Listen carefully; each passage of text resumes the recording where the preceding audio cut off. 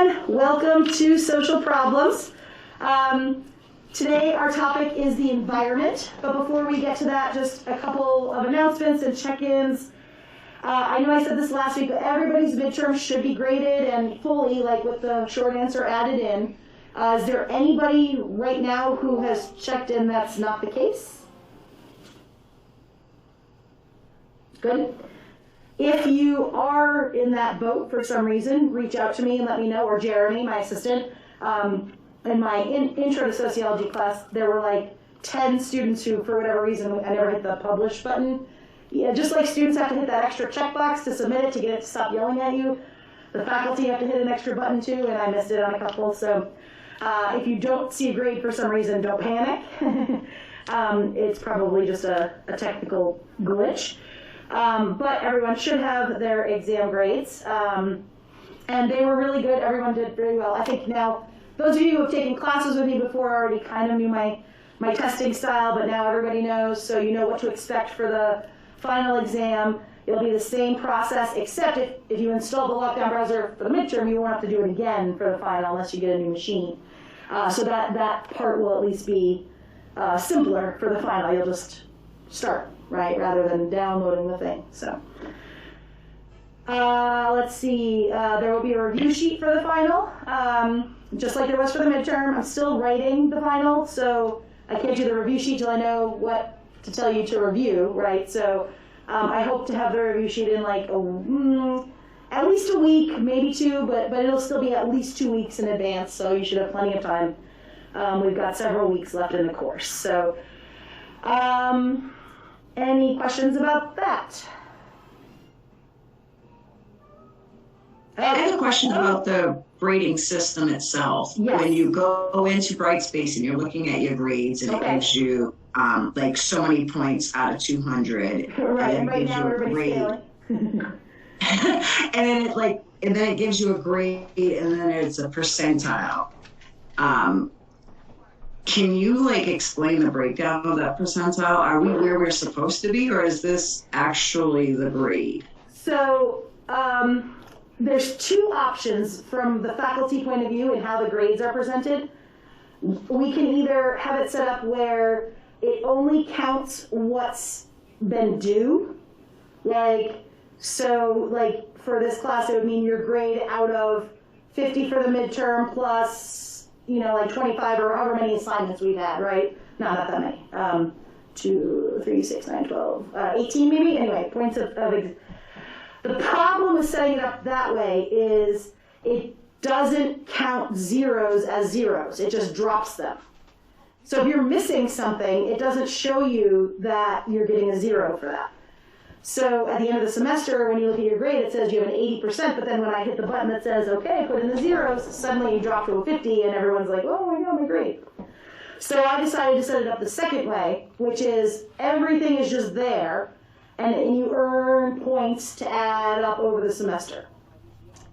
I do realize, so like right now, if you look at your grade, there's only been, let's say, 40 points or something total. No, that's not right, 50 for the midterm, but 90 points maybe or something total. And so if you only have, 40 or 50 out of 90, like that, it comes up as a low grade. If you want to know what your actual grade is right now, Brightspace will give you your total, your point total. That's still legit. And you just have to divide that number by the total number of points that we've had so far. So again, that's 50 for the midterm. 1, 2, 3, 4, 5, 6. So I'm going to say we've had 7 assignments so far. I think that's right. So that's 27 more points. So 77. So if you take your total, that Brightspace tells you is your total points, divide it by 77, that should be like your current percent grade right now. Does that make sense? I know it's complicated and an extra step for the student, but what I found in Brightspace is if I set it up the other way, people get rude awakenings the last week of class when it finally starts counting all the zeros, if there are zeros. And I'd rather not scare people. So we really shouldn't be freaking out with the low percentage. No, not at all. In fact. Okay, I guess that's what I just wanted to clarify. Thank you. But I'm guessing you've only graded 7 of them because one of them was due yesterday. It was from last time, yeah. And right now, not doing more bragging, I've got a perfect score on everything. Okay, I've only got a 35. a 35% in the class, with a perfect score and everything, It's yeah. counted, it's just counted as zeros if it hasn't been turned in. Right, okay, so yeah, the highest grade you could probably have in the class is around a 36% right now. So don't panic if you have, anything in the 20 to 30% range today will probably work out to an 85 to 90 to 100% later. Yeah, you have a 34% too, Renee, sorry. So I didn't mean to scare everyone with the setup this way. I intentionally did it to avoid scaring you later in the semester. So at least you're just getting scared now. Is that fair? Thank you for clarifying that. Yeah, of course. Thank you for asking, so I went to the trouble of clarifying. Because some students, you might have other classes that have it set up the other way, but I made a choice to do it this way. So yeah, fair enough.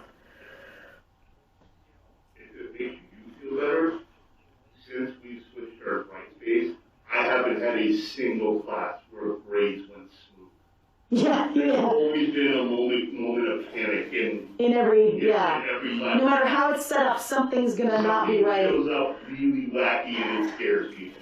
Yeah, and there's so much hidden in Brightspace that things you were supposed to check or double check or whatever that, So, yeah, rest assured to all students, if Brightspace is giving you a percent grade that's in the 30% range, that's normal and you're fine.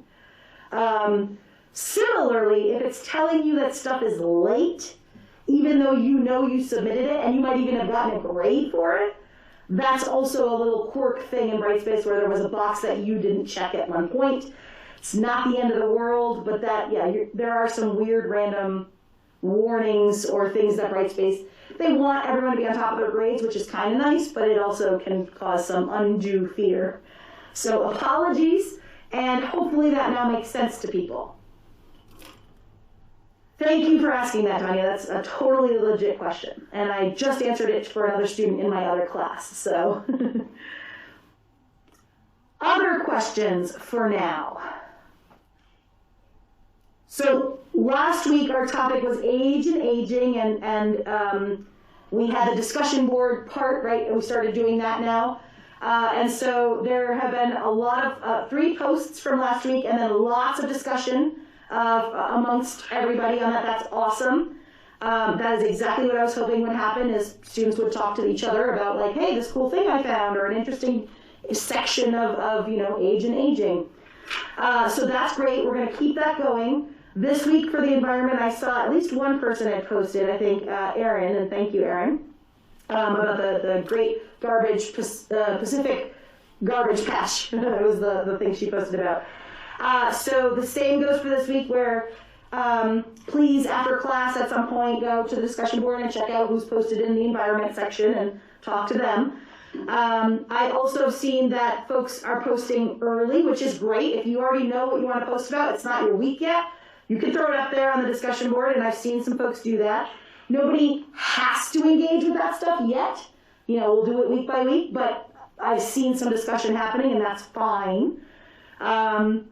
So we'll keep that moving, and I'll show you at the end today. We'll pull up the discussion board and look at it. But does that make sense?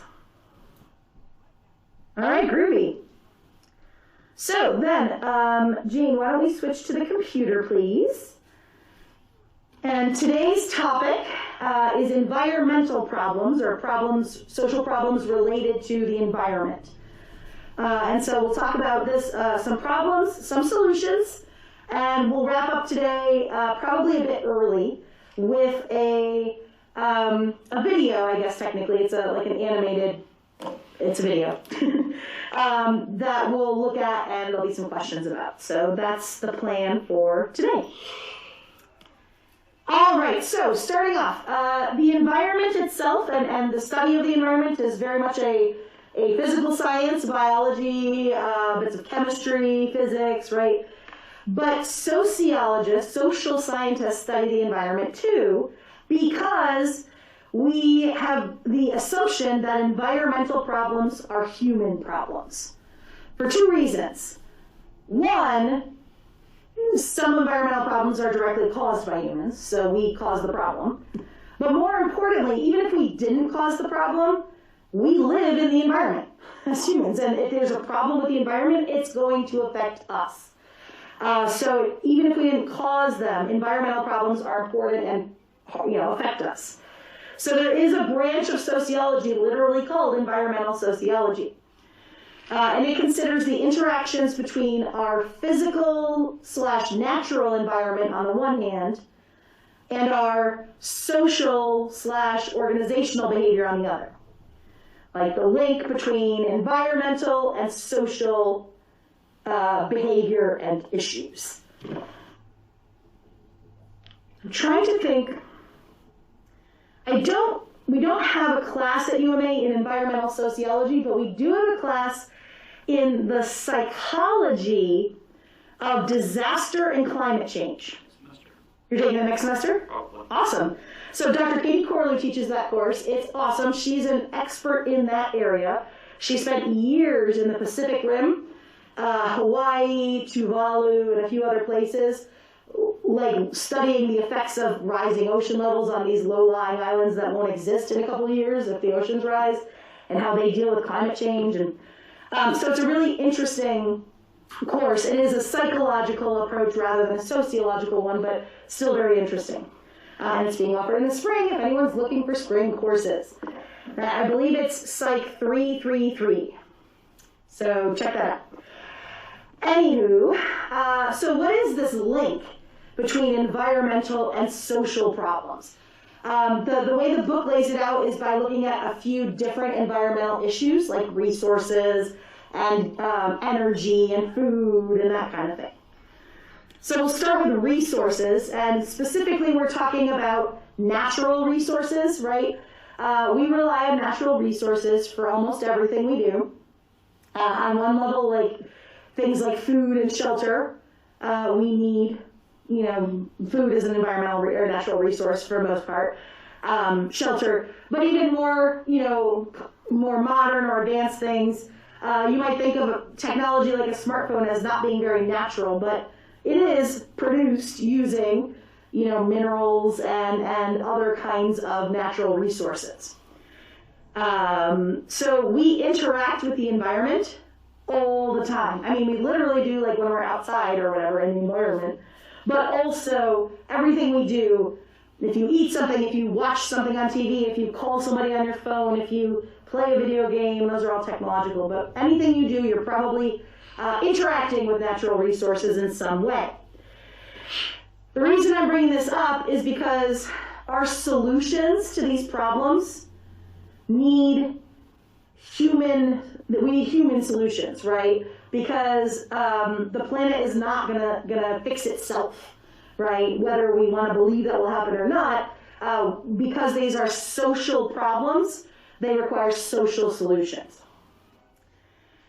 So, very few, even though we interact with natural resources all the time, very few of us actually live in the natural environment, unless you are, a back-to-earth kind of camping lifestyle, right? Most of us live in what's called the built environment, right? The human-mediated part of the world, the part of our surroundings created by humans. If you live in a building, which most of us do, right? That's a built environment. It used natural resources probably to become built, but it's still not, the straight up natural environment. Most of us have, and I mean for generations, have become accustomed to some level of comfort that is different from the natural environment, right? If you want heat in the winter, or air conditioning in the summer, if you want protection from rain, right? All that kind of stuff comes from humans building solutions to that. And each of those things, the more comforts we have, the more improvements we make to our lives, come at some cost, right? That could be a literal financial cost, it could be a time cost, or it could be a long-term environmental cost. Our ability as humans to reshape our environment around us, right, has provided us with huge amounts of convenience and safety and comfort and entertainment. If you look at TVs and smartphones, right, that would have been unimaginable 200 years ago. But those come at a cost. So one of these costs has sort of developed into what we call treadmills of production. So you guys know what a treadmill is, right? You run and run and run, and it just keeps you in the same place, right? You run like a track, and it does that thing.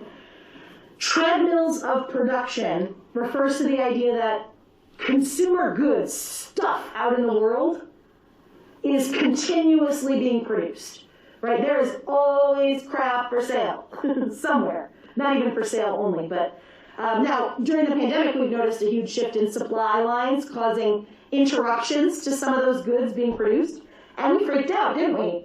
What do you mean I can't get paper towels for 2 weeks or whatever, right? What do you mean for some random reason, there's no basketballs today or whatever, it's random sometimes some of the things that get affected, but until the pandemic, certainly, we lived in a world where there was just continuously the production of goods. And the reason is because of profit, right? There is this economic principle called economies of scale, that things are cheaper to make the more you make of that thing, right? So producers, people who produce goods continuously make more. And if they've got all these goods to sell, right, then they have to convince people to buy them, or else they're not going to make their profit, right? So this continual production of goods requires a continuous demand for more. And so you can sort of see how this is going to become a cycle, right? More goods are made, so they need more people to want the goods. So we convince people to want more stuff so that they can ask people to make more, right? It's like not a vicious cycle, but just a cycle. The more stuff we make, the more resources we use, right? The more time it takes.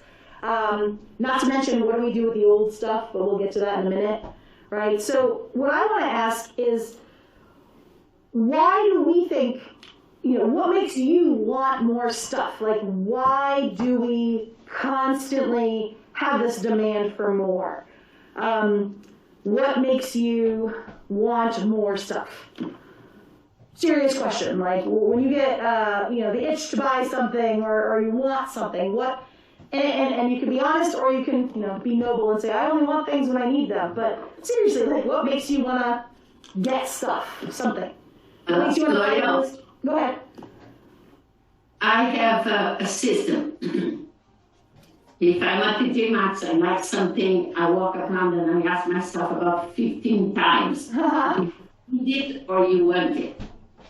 And 9 out of 10, I want it, and I can walk away because I don't need that. I buy what I need, because we waste too much.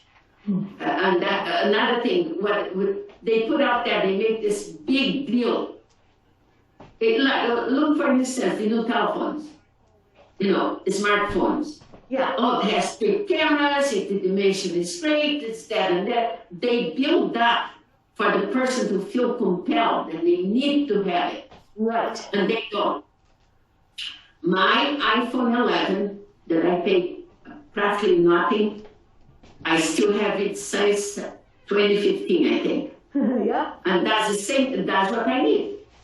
So I don't need a new one. Right.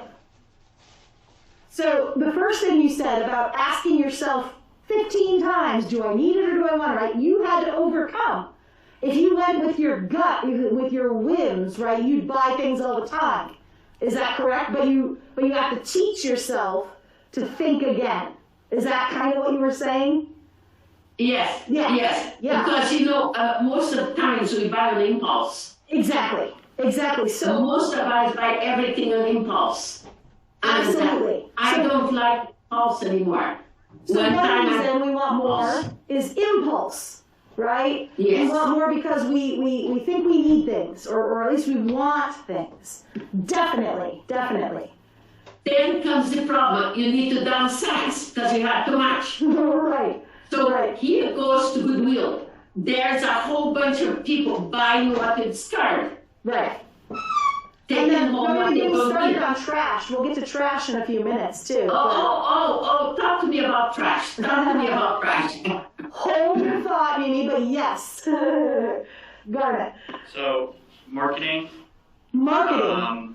Packaging in general, the color of packages, the location of how they lay out the store.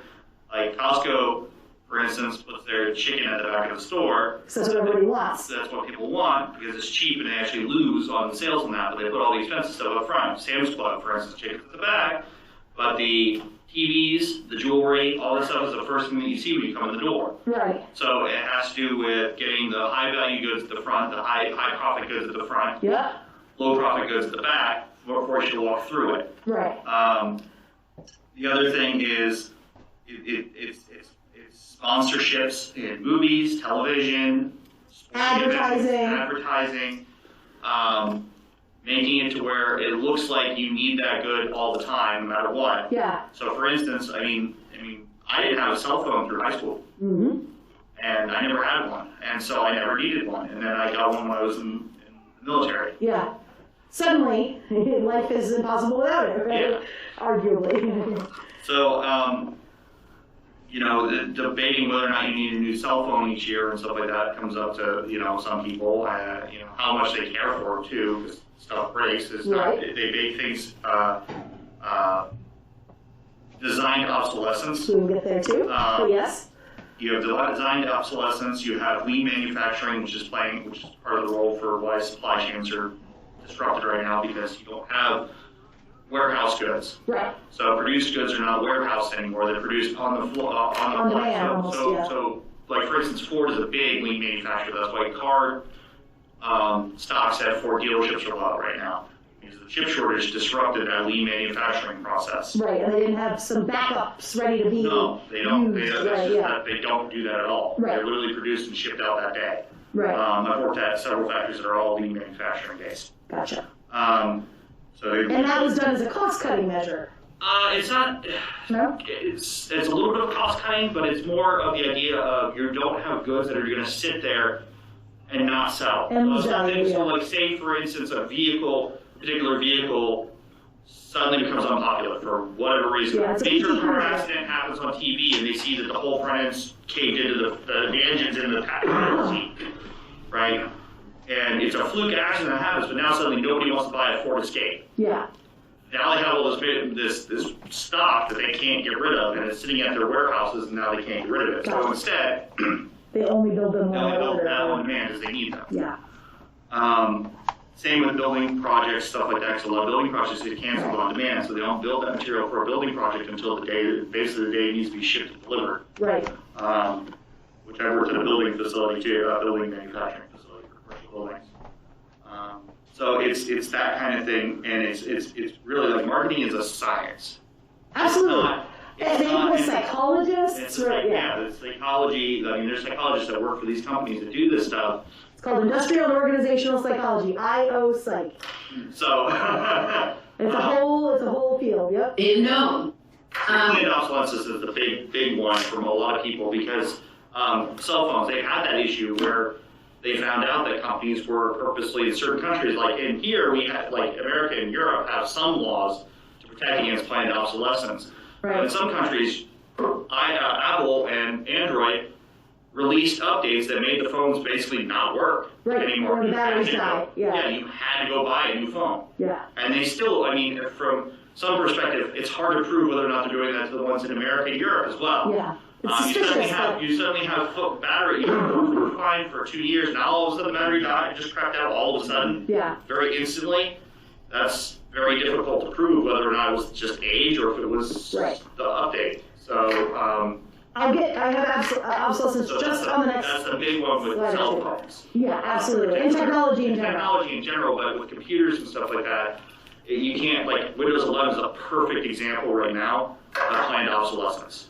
Where it's, They're requiring a random security module that everybody's like, nobody needs that. Right, Never right. needed that. And if you download it, guess what? But now you need this module installed hardware in your computer to use it, and so people are freaking out about whether they need to buy a new computer, and now they push constantly, update to Windows 11, update to Windows 11, update to Windows 11. Yeah. So they're Buy the next one, buy the next they're one. forcing their software on to download into computers automatically to constantly harass you about updating to the newest version. Yeah. So it's kind of, it's not just We are. It's, choice either. It's not our wants, it's what we're being told to want, kind of thing. Yeah, I'll come to you in 1 second. Mimi, did you want to say something a second ago? Yes, to reiterate what you were saying, that everything's up front, this and that. Those companies hire special marketeers that sit there and look for what people get excited about. Right. And that's how they shifted things around. Who is going to get excited about a bag of potatoes when you first come in? Put over here, I don't have to look, I don't have to try. So the jewelry, the TVs, this and that excites people. Yes. And they pay on their dopamine. It's called priming. It primes you to want to buy something. Even if you have to buy that TV, now you're in buy mode. Yes. Do you know I don't have cable? Yeah. I have an antenna to watch the news. All three channels, right? Yeah. Yes. I take care of people with disability on a breastfeed level. So when they come to my house, they need to watch something. And that's why I have it. But I never stop what's so exciting up front. Yeah. No, I can't do that because it's too expensive and you want. Yeah. And another thing is those electric cars. No driver car. Oh, the Do I driverless want cars, that? yeah.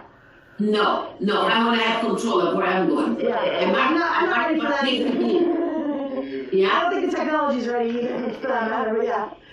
Keep it really simple, it's serotonin.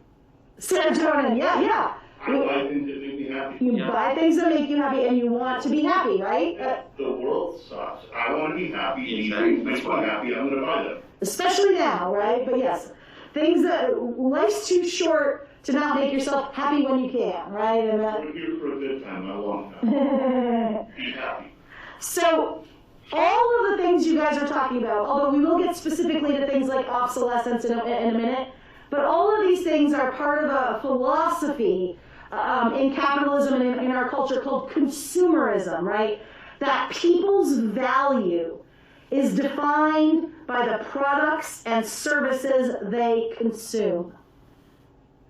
You guys watch me drink my Diet Pepsi every week, right? Some of you may have noted, some of you maybe haven't noticed, but I am a Diet Pepsi person, right? I don't drink Diet Coke. This brand is part of my identity. I mean, I'd like to think it isn't, but it is something I consistently use, and I choose this product and not other products that are similar to it. I am the victim of consumerism. I mean, I'm a willing participant in it, but you know, our society teaches us that people's value is defined by the things they have or the things they buy, right? And so this happens in two ways. First, our expectations for the quality and the number of goods we consume goes up over time. We start out, you know, well, I guess if you don't count kids want everything all the time. But as adults, right, oftentimes we start out economically worse off than maybe later in life, and we think as we start to earn more money that we're just buying more stuff. But really, it's that we become more accustomed to buying stuff. And we want more stuff and we want better stuff. My husband and I, most of our house was furnished by like IKEA furniture for most of our, you know, early marriage and our lifetime. We are trying to get new bookshelves in our house right now, and I can't find them. This is a, you know, cost, supply issue, right? Like you can't get good furniture right now, you know, the wood, the materials. You can only find like MDF, you know, particle board furniture right now. I can't get solid wood bookshelves. And cost isn't, I mean, it's a factor, but it's like not a real factor. We're willing to pay for a quality item because I assume that quality, paying more means better quality, and that'll make me a better person, right? Or it'll be a better product. Why do I think that? Because I've been taught that, right? And in fact, there's a term called conspicuous consumption. Conspicuous consumption is people who prefer goods that can be shown off to others as a symbol of status or power. Think about designer brand clothing or smartphones, you know, being an iPhone person versus an Android person or whatever, and having the newest one. I'm using myself as an example to show you you're not a bad person if you're a consumer. This is the newest iPhone. This is the one that came out like last month, right? I will say the phone I had before this was an iPhone 7, and I had it since it came out as an iPhone 7. So yes, I conspicuously consumed the new one, but to be fair, I did a pretty good job of holding out, I think. But here I am, right? What's that, 13 now, I think? But, iPhones, designer clothes, cars, the brand of car you drive, right? All those things are status symbols. And in our culture, intentionally buying status symbols is part of how the culture works, right? Yeah. So part of that, and I think also feeds into the whole iPhone. So iPhone skipped 9. Did it? Yeah, okay. from 8 to 10. All right. Gone. The reason they did that was because Samsung was one number ahead. Seriously? Yeah, Okay. so they did that to skip past Samsung so that their numbering was ahead, so that they would. Samsung's only got a 9, but So we've it got a had this 10. whole show off thing. Samsung then skipped all the way to 20. I'm surprised there's not like an iPhone X. No, it had was. Of course there was, So it yeah. caused a lot of confusion at first because people were like, oh, it's X, it's not 10. The 10 is or 9 because they skipped 9. Yeah. Must Must be something else. They're like, oh, it must be something else. They must be the 9 will come. And they're like, no, this is 10. They're like, but it's an X. So they confused the heck out of it. iPhone Z? Yeah, So it was wow. kind of that whole thing. They were trying to just jump to get ahead. Yeah. And then Samsung's like, we're going to just go from 10 to 20. Well, we're pointing out the absurdity of it, right? I mean, whether they meant to or not. But it kind of feeds into, I think, the conspicuous consumption because it's feeding off that idea of, look what I got. I got the shiny, it's a 10. Right. It's got a number. You're a 9 Samsung. Exactly. That's exactly what's going on there, right? Or it replaces the Psychological again, right? Real neener. Yeah.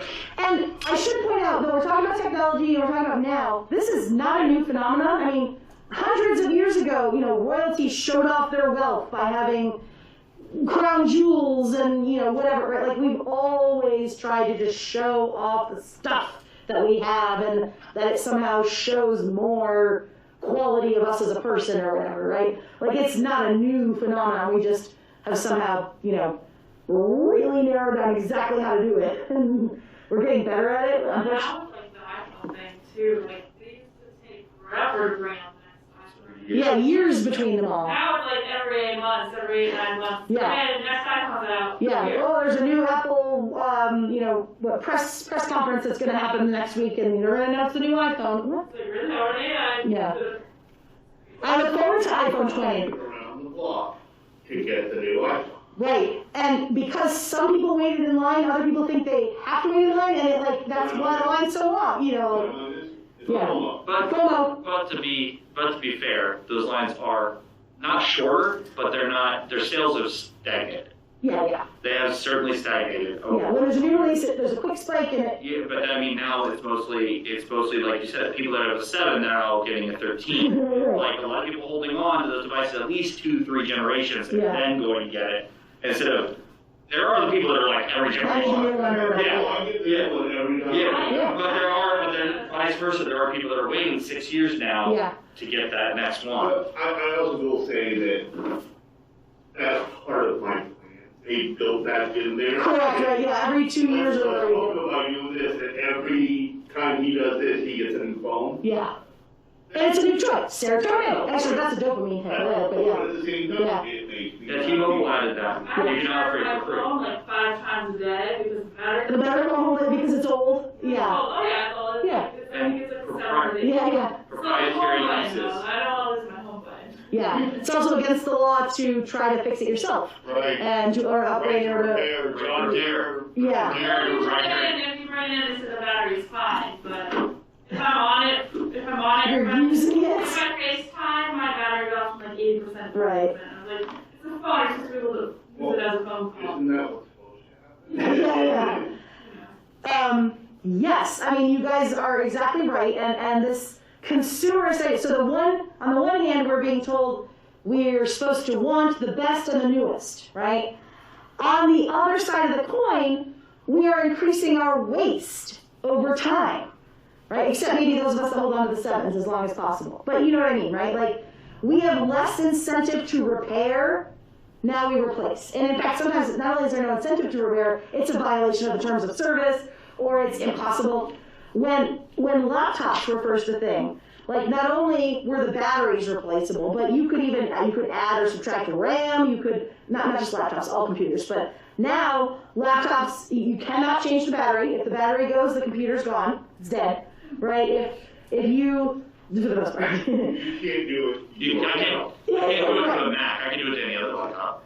Oh, fine. You know what I'm trying to say. But you use special skills, right? Yeah. Like, it was literally plugged. like pops out, pops in, right? Yeah. Like replacing double A's. It was just, there's such little incentive to repair things. It is faster and cheaper and easier to buy things. Again, and here's a great example is cars, right? So here are two photos of two different auto malls in Maine. This is Charlie's, maybe it's Darling's, but the one on Western Ave. Yeah, the next to Charlie's, and then this is the one in Topsom. Now this is pre-pandemic, this photograph, right? They were taken from the website, so obviously there's not quite as much stock right now. But yeah, actually, so some of the parking lots are full, but if you look, they're all already plated because there are other people's cars that are being repaired or whatever. Right? There's no new ones there.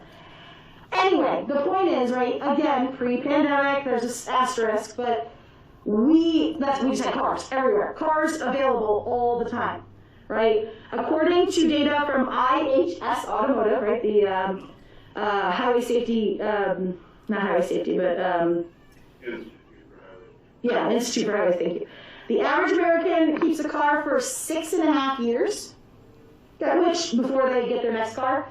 It doesn't always mean that it's brand new, right? It's not quite the same as an iPhone thing, but compare that to, now this is a drastic comparison, I understand, but Cuba, right? In Cuba, people on that island have used the same 50,000 cars for the last 60 years, right? So I may have mentioned this before, but I went to Cuba twice with UMA students in 2016 and 2017. So these next photos are mine. So, everybody's familiar with the 50s cars that are there, right? There are very few new cars there's none being built in Cuba.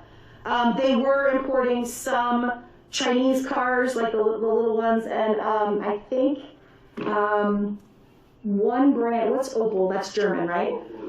Yeah, so one other, one non former Soviet Socialist Republic or China brand. But the point is they pretty much have a stagnant number of cars on the island, right? There's just so many cars and they have to keep them working, right? They're not constantly producing new ones. So Cuba's kind of famous for the ingenuity in how people have kept their cars running for all this time. So I did ride in a few of these, some of them rusted out floors, held together with tape and a prayer, right? Some were in near mint condition. Like it varies, obviously.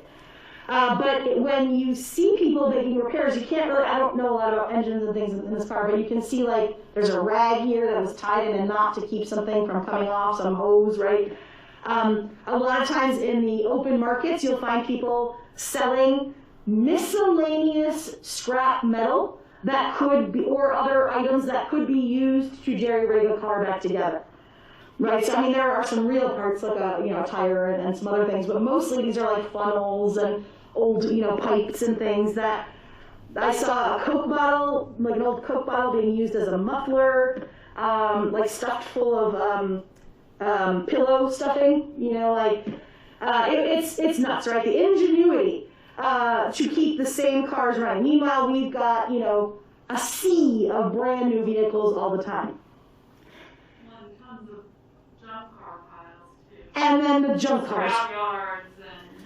Exactly, right. All the ones that we don't keep running because we're not repairing or we're not, fixing, lead them to just become garbage, right? Lauren? Yes. My father got my mother to sit next to him in his old car because there was a hole on the passenger side and he'd take her out on a rainy day. So the water would spray up at her, so she had to sit next to him. Oh, sneaky, see, maybe it's intentional, yeah. Oh, that's so funny though. So he didn't have an incentive to fix it because he got to have his lady with him. Absolutely. Well, here that would never work because True, right. And that is something that is not the case in Cuba, or at least there is a very lax inspection rule if there is one. And I had to get a new used car because my car was past inspection and it wasn't worth putting all the money and work into it. It was years ago, and now the car I bought is I've had for like 6 years and it's dying. But it's like. But there's no incentive for you to try to come up with it. I mean, financially, it's the opposite, right? You don't want to fix it because it's too much. A big thing though with Cuba is also just the fact that they couldn't import anything. Right. Like we can't. Like I mean, Theirs was necessity based, the not ideological. embargoes really killed that. They created that necessity, that need to do that. And well, plus, I mean, let's be honest, the government wasn't actually going to be like, yeah, go spend money on cars, right? There's a lot more control on that because it would probably decimate other parts of their economy to have that kind of mentality. Sure, and yes, this is a bigger, more complex issue than just cars and waste, but for me it was the stark contrast. It was, these are the two poles, right? Like, there's definitely other stuff going on there, but manufacturers learned a lesson from that. I would think so. Because those cars are from an era that were meant to be fixed. Right. And they realize that if we give them the opportunity to fix their cars, they're just going to keep fixing They're them. going to fix them, yeah.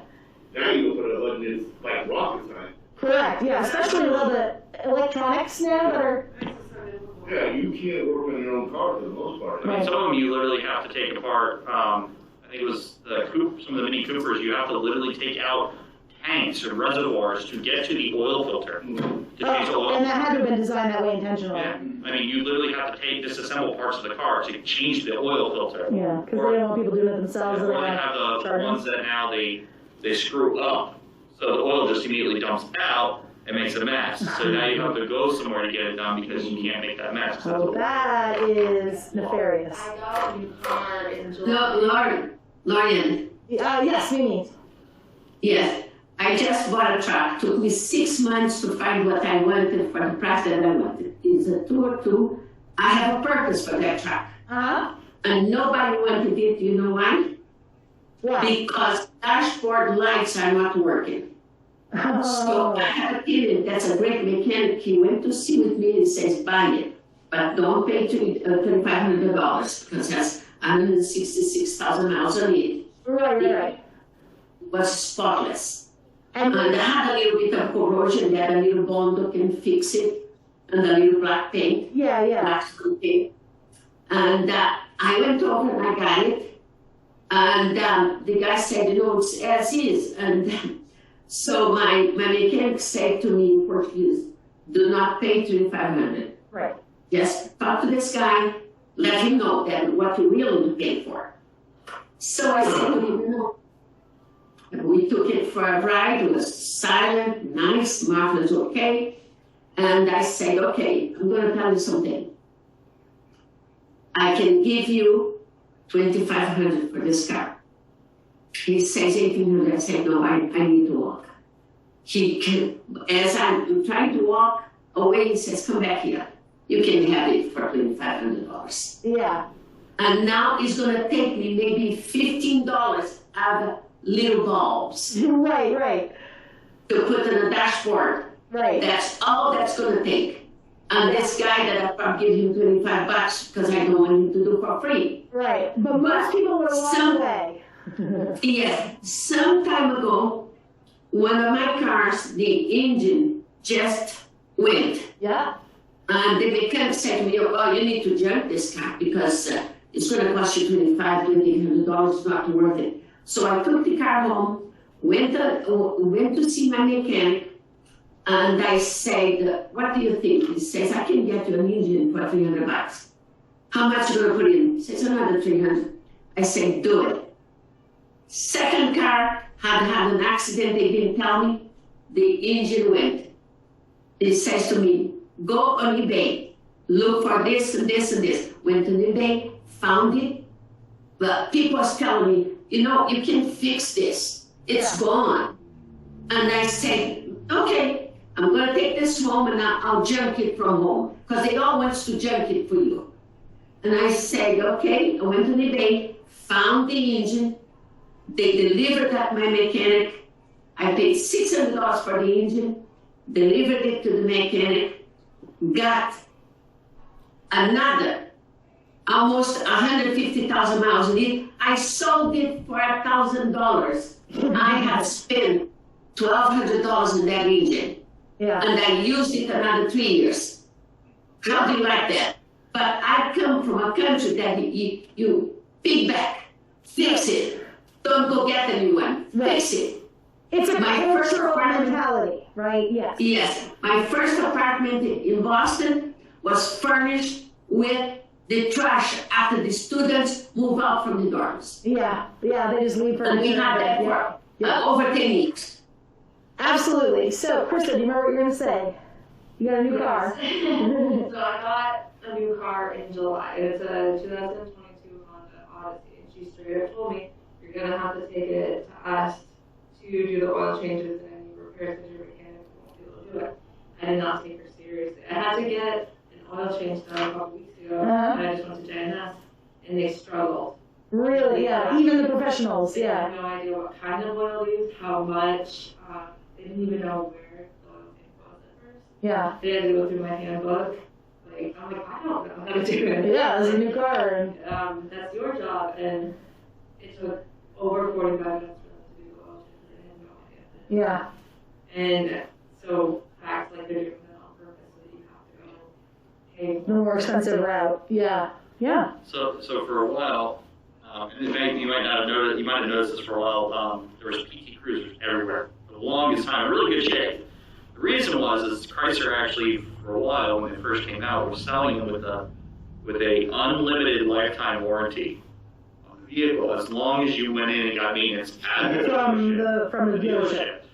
So a lot of the older generation would go and get their maintenance out of the Sure, it's dealership. free, for It them. was cheap. It was very cheap for that, in comparison. So when they had an engine go out, they had to replace the engine. When this failed, they had to do that. Yeah. So this guy's like, I've had basically 4, 5 different engines in this PT Cruiser. I've had, the transmission replaced 3 times. Yeah. That mentality, the company though was, wow, we lost a lot of money on that. Yeah, they already do that. Okay, right? So that's, it's that whole profit idea. Yeah. And so now instead they're like, well, instead of making it easy to repair, we make it super complicated to repair.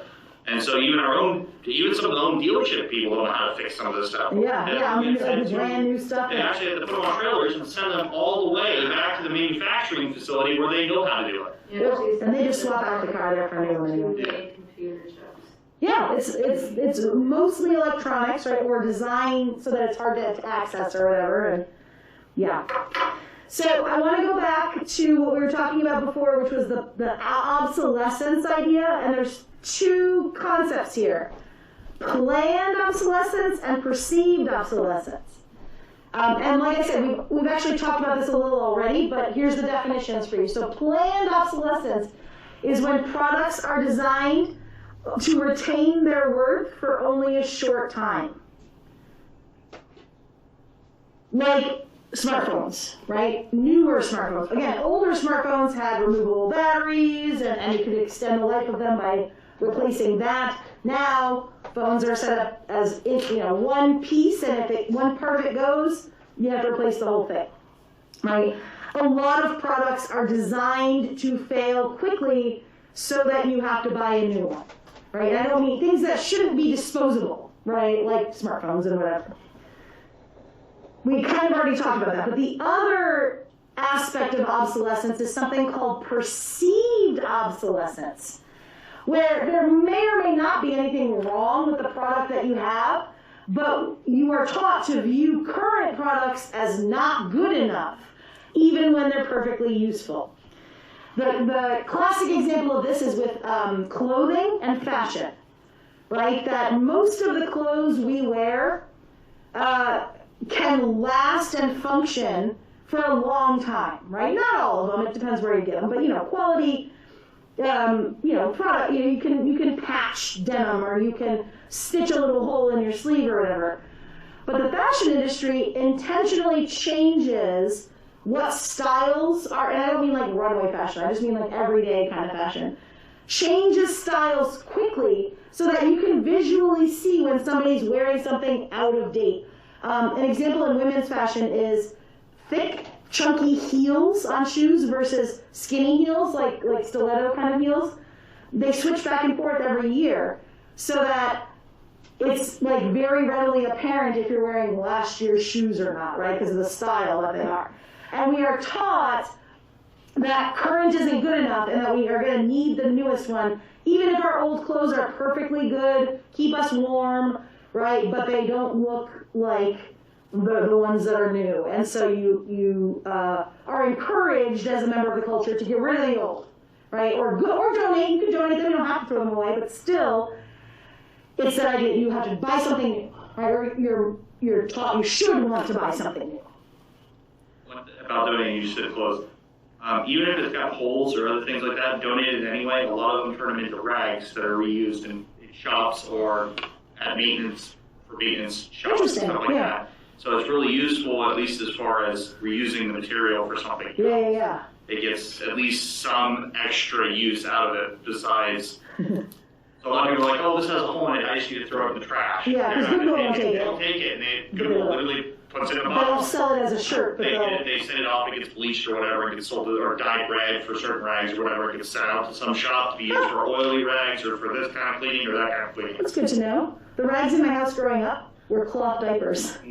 So I grew up in a generation where my sister and I were cloth diaper babies, and my mom saved them all, and once we were out of them, that's just what our dusting rags around the house were my whole childhood. Yeah, they're very absorbent. Cloth diapers are coming back in. Also an environmental reason. I mean, diapers, and again, it's a balance of like convenience versus environmental impact, right? Like there is a convenience factor with disposable diapers. Cloth diapers are also very expensive upfront. Absolutely. It saves you money over time, but you have to spend like $500 upfront. Yeah. Or like pay for a service that takes them and replaces them, or yeah. But when it comes to that, and I think we also a little bit, if we start making stupid things possible. Oh, I mean, are you new here? You remember the 90s. Oh, I do. For those that don't know, those are those really wide leg jeans, the ones that were like, really, yeah, we did do that. Those are back now. Yeah, they are. Along with like 50 zippers too. Yeah. Parachute pants. Yeah. We made the dumbest things. That's what people said about bell bottoms too, or Which are coming back. which are also, and they were back in the 90s for a while too, and then they went away again, and then yeah. So we know the stuff comes back. Don't throw it away. Just hang on to it. So I just saw in the chat someone's not able to open the week 10 post. I will check that. We'll take a break in a minute, and I'll check what's going on the discussion board. Maybe I accidentally have it closed, but I'll take a look at the break on the discussion board. Planned obsolescence and perceived obsolescence. Do those two make sense? Good. All right, why don't we take a break here? When we come back, we're going to talk about waste more, about garbage, and we'll talk about agriculture and food, like our food production, because we also do this stuff with that.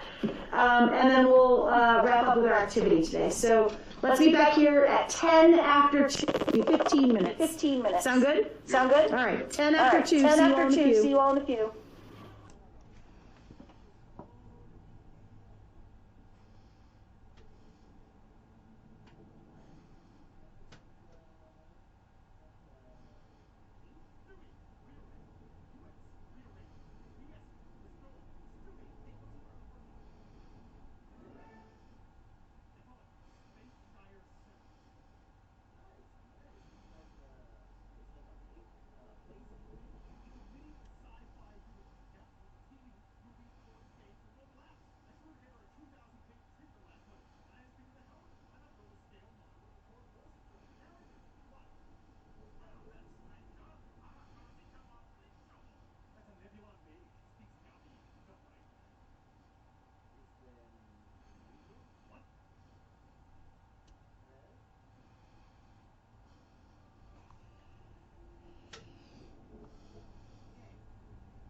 Welcome back, everybody. So before we jump back into the lecture, I did have folks asking about the discussion board. They said they couldn't access it, so I want to show you how to do that. So we can, yes, thank you, Jane. Okay, I don't care about this. The Secrets of Brightspace. I feel like it's a, History Channel show or something. All right, so back to the lecture. So we're going to move on now to, we talked about resources and depleting of resources and that kind of thing. And then we sort of shifted to talking about waste, like, okay, when we're not reusing or repairing things, they become trash, they become waste. According to the EPA, the total generation of municipal solid waste in 2017 was 268 million tons, which to me that number doesn't mean anything, like I've got no frame of reference, but it works out to about 4.5 pounds of garbage per person per day. We produce a lot of trash. We generally deal with our trash in two ways, either burning it, which is very problematic for, smoke and chemicals getting into the air. So now our primary way of dealing with trash is landfills, right?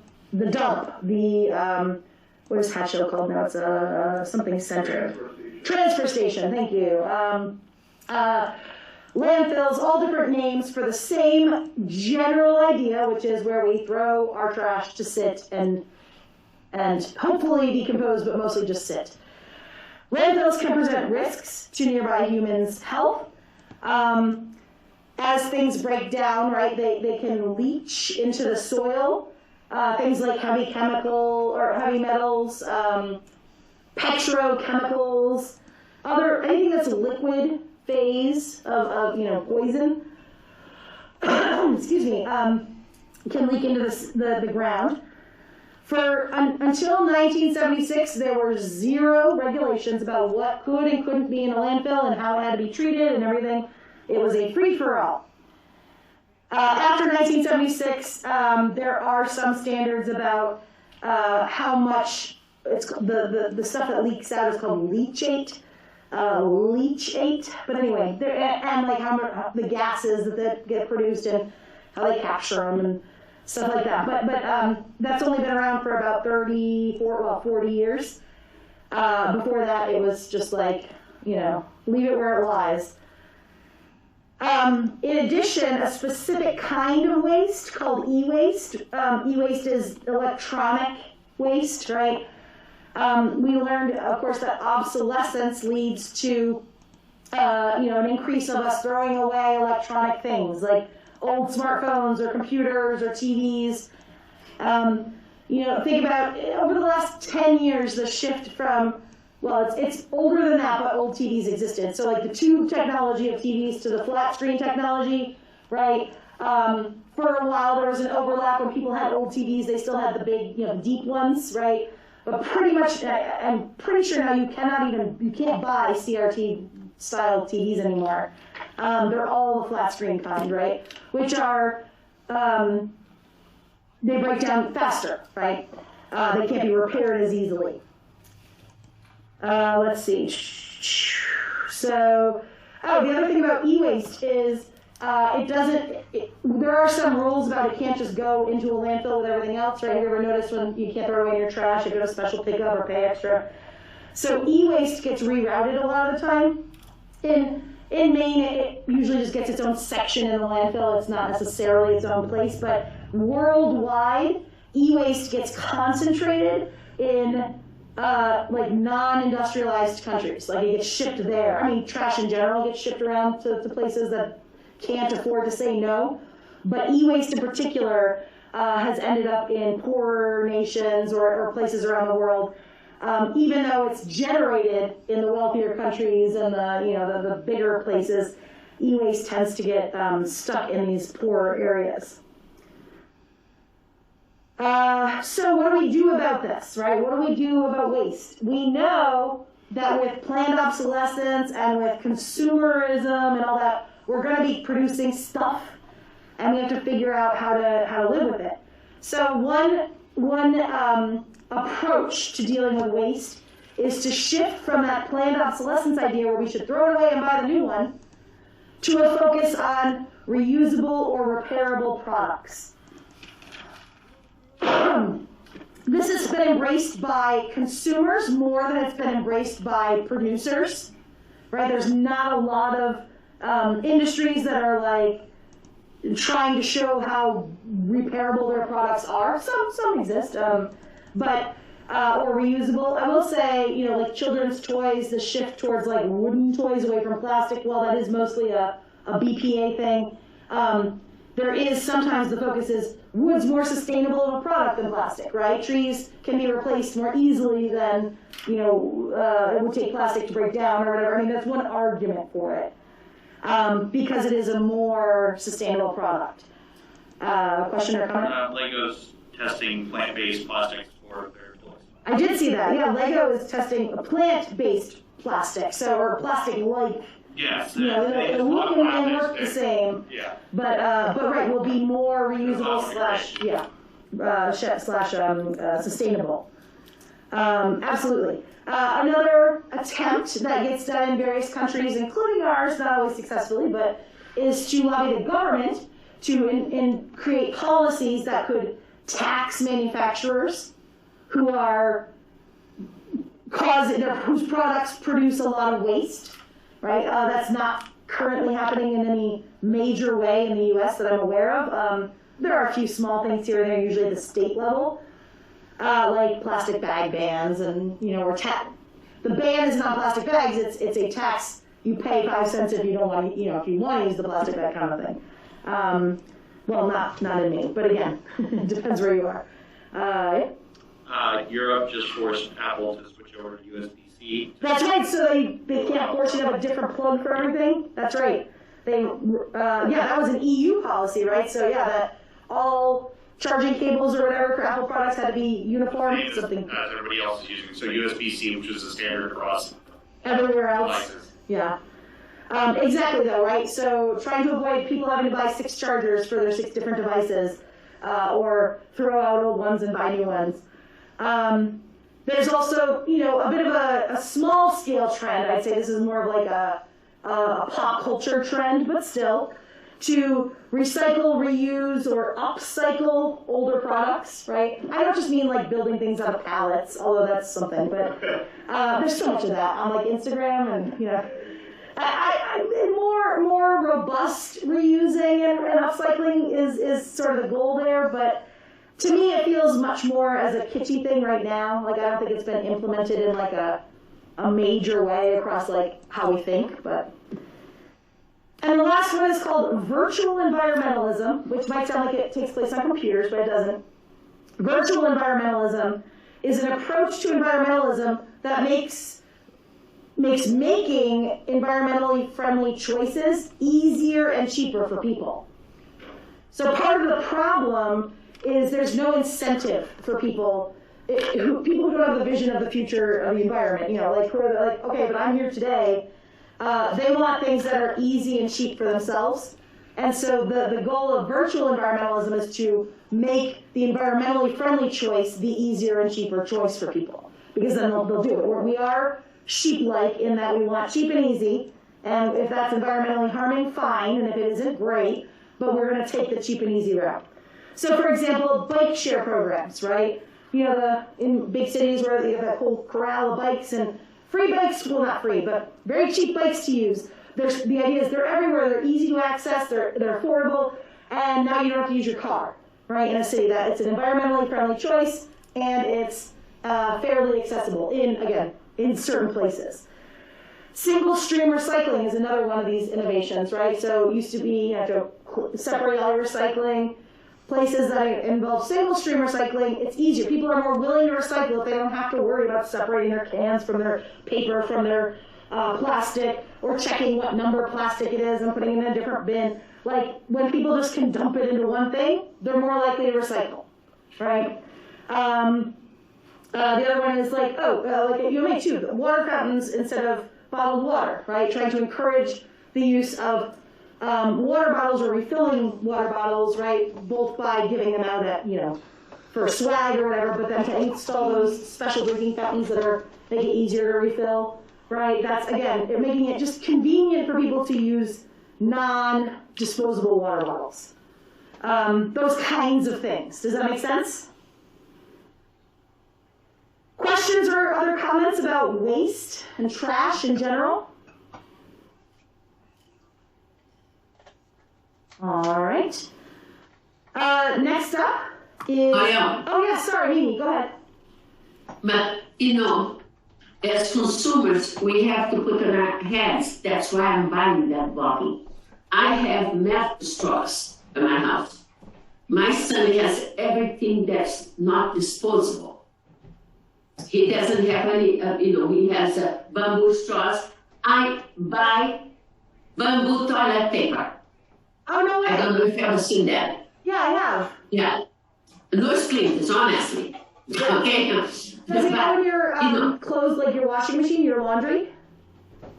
No, the toilet paper is interesting. It is integrated without affecting the environment because it's made of Okay, so it's petrol. not reusable, it's the other one. Bamboo's renewable. Yeah, Oh, bamboo, okay, It's, yeah. She said, yeah. it's made to dissolve without affecting the Right. environment because it's Because made of bamboo grows, it's more bamboo. plentiful, yeah. Yeah, bamboo, Gotcha. the bamboo plant that we use for instruments and all that. Yeah. I got you. I'm And sorry. so, I have seen reusable toilet paper as well. That's cloth.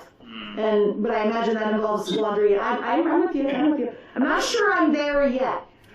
But the bamboo idea, I hear you, Amy. Yeah.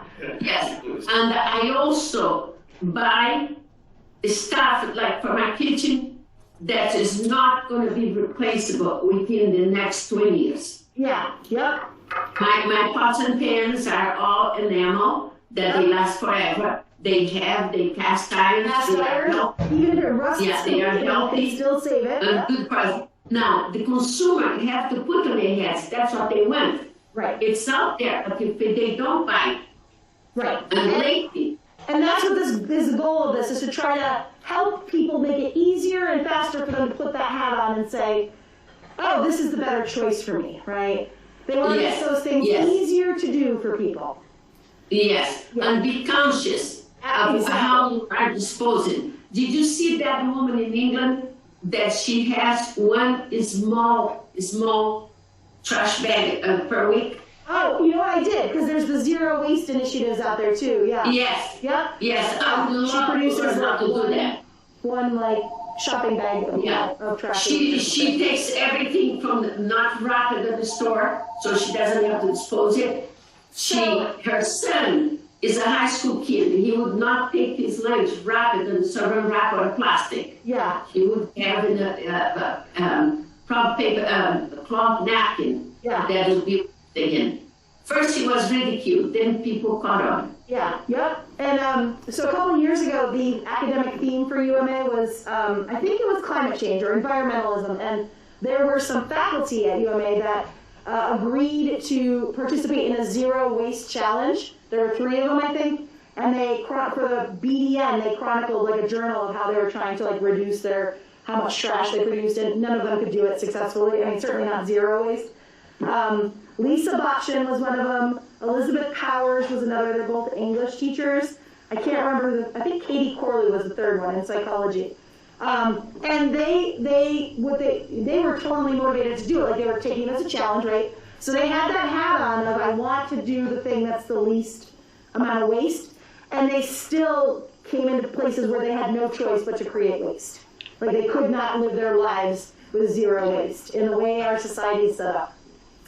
Maybe it's like going to the grocery store. Like there are sometimes you can go to the grocery store and you're not Right. There's certain things that Exactly. And you know, they would try to reuse some of the packaging, but like at the same time, you know, if you've got raw meat wrapped in something, like you can't. styrofoam. Yeah, like yeah, Retail stores are getting more popular for like laundry detergent. yeah. Or those, And stuff like that. or And Maine, there's powders and things. one. I think it's in Portland. Of course. So for like anybody like an hour or 2 away, nobody's gonna drive to. The gas you spend going to do that. Yeah, yeah.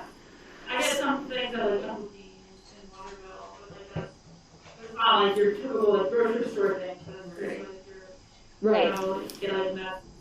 Like the bulk buying areas of. Get like oats and stuff like that there. Yeah. That's not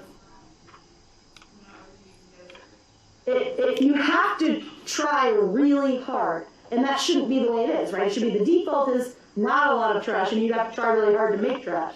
But we don't live in that world yet, you know? And that's, I think, the goal, but we'll see. So the next area that I want to talk about is energy. So energy here just refers to like power, electricity, the things we need for that. So that includes things like gasoline and fossil fuels, and we'll get to that in a second. But so energy demand has been increasing steadily since industrialization, really, you know, for hundreds of years or 800 years. There's constantly been more and more demand for energy, and it's growing around the world, right? The U.S. has always been, you know, high demander of energy, but even places that used to be more pre-industrialization, you know, as they become part of the modern world, there's a demand there. At the same time, there has been a depletion of our existing energy sources, right? And we'll talk about what they are, but they're largely fossil fuels. And those are finite. There's only so much of them in the planet. And over hundreds of years, right, we've been using them, and people have been wanting more, and we're running out. So producing all those goods and things that we want on our treadmill of production, right, has been draining these resources. So energy can come in a few different forms. Some are renewable and some are not. I already mentioned fossil fuels, right? What fossil fuels refers to is coal, natural gas, and oil. Those three. And those are historically the most common and major sources of energy across the world. But as we have learned over, you know, those hundreds of years, the use of fossil fuels presents social problems in both how we extract them from the earth, how we use them, and how we get rid of them after we use them. So, for example, both coal and natural gas drilling can poison groundwater or cause earthquakes. You guys know about fracking. Fracking is gas drilling, basically, and strip mining and things like that, right? Can produce serious contamination, as well as can actually cause seismic activity. And then, of course, with oil, right? The use of oil rigs and tankers and pipelines can cause spills or other environmental disasters. The current spill is off the coast of California, right? But before that it was another one, and before that it was another one, and there's always one or more. Or, you know, pipelines that leak, right? Yeah, you know, ones that aren't in the water. But the thing to consider about pipelines is when you weigh it against what doesn't exist in the pipeline is a bigger problem.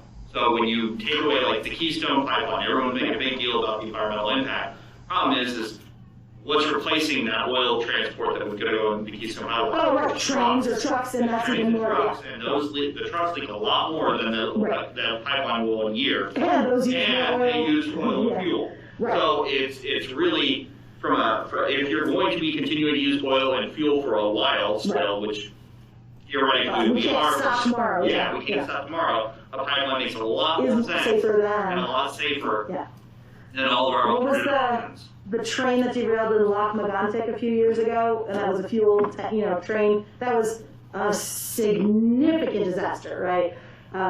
More so than perhaps a leak in a pipeline could have been. And, most of these pipelines are very, very low leak. Yes, that's fair. You know, the solution to get rid of the fossil fuel dependency is one thing, but given that we're using it, they can be a safer, perhaps, or a safer way of conveying the oil. Well, they're just stopping the pumps. Which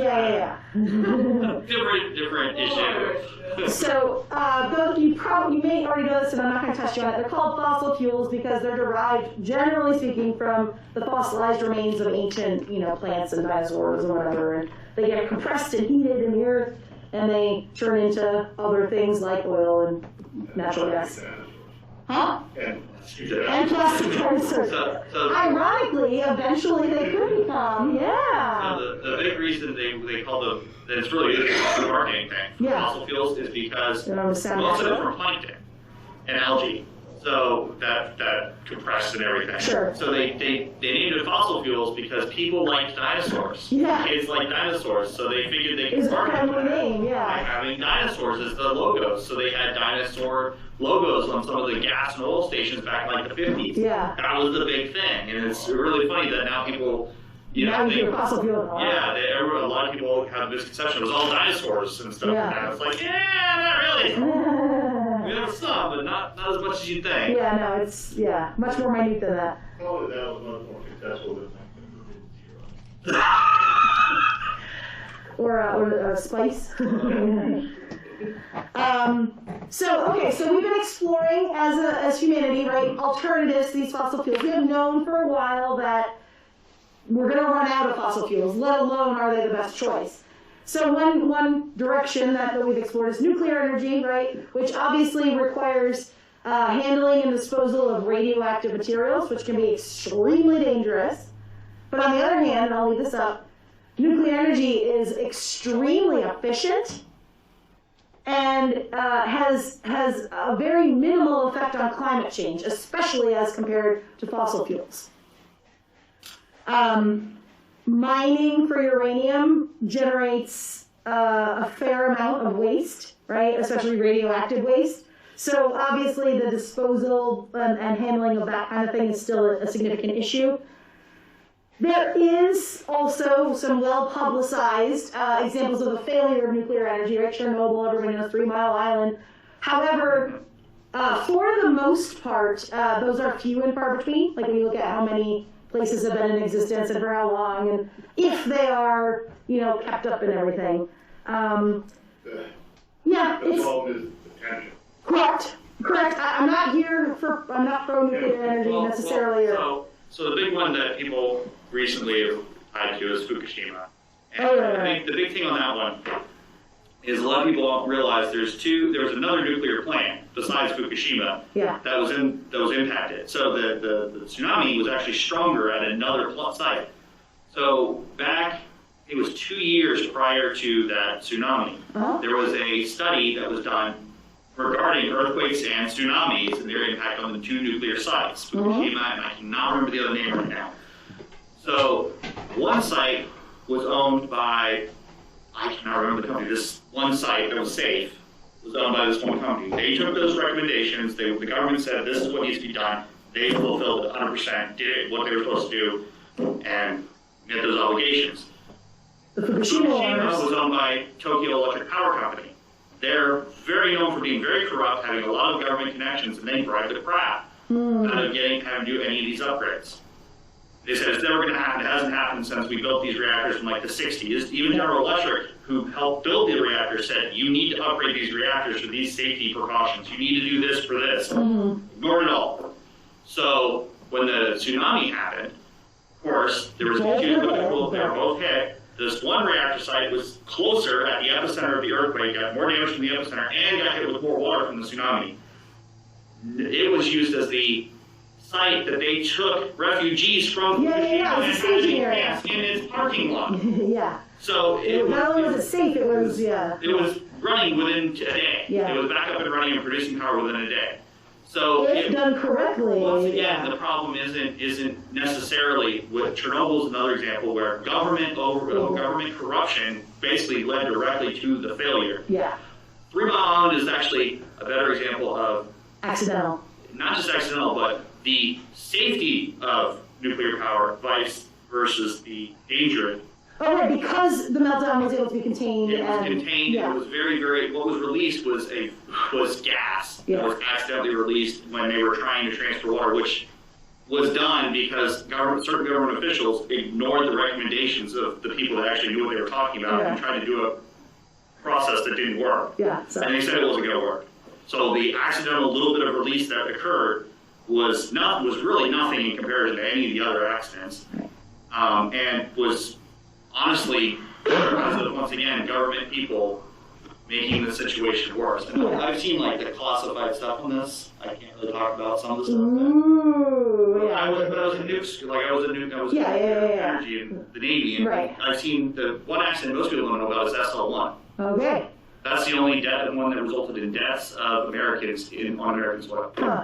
Nobody even knows about it. So if you're interested, you can Google that. Yeah. A lot of information out there. Sorry, it was making me think of the Simpsons episode where Homer just has to hit Y. Yes, vent the gas. Yeah.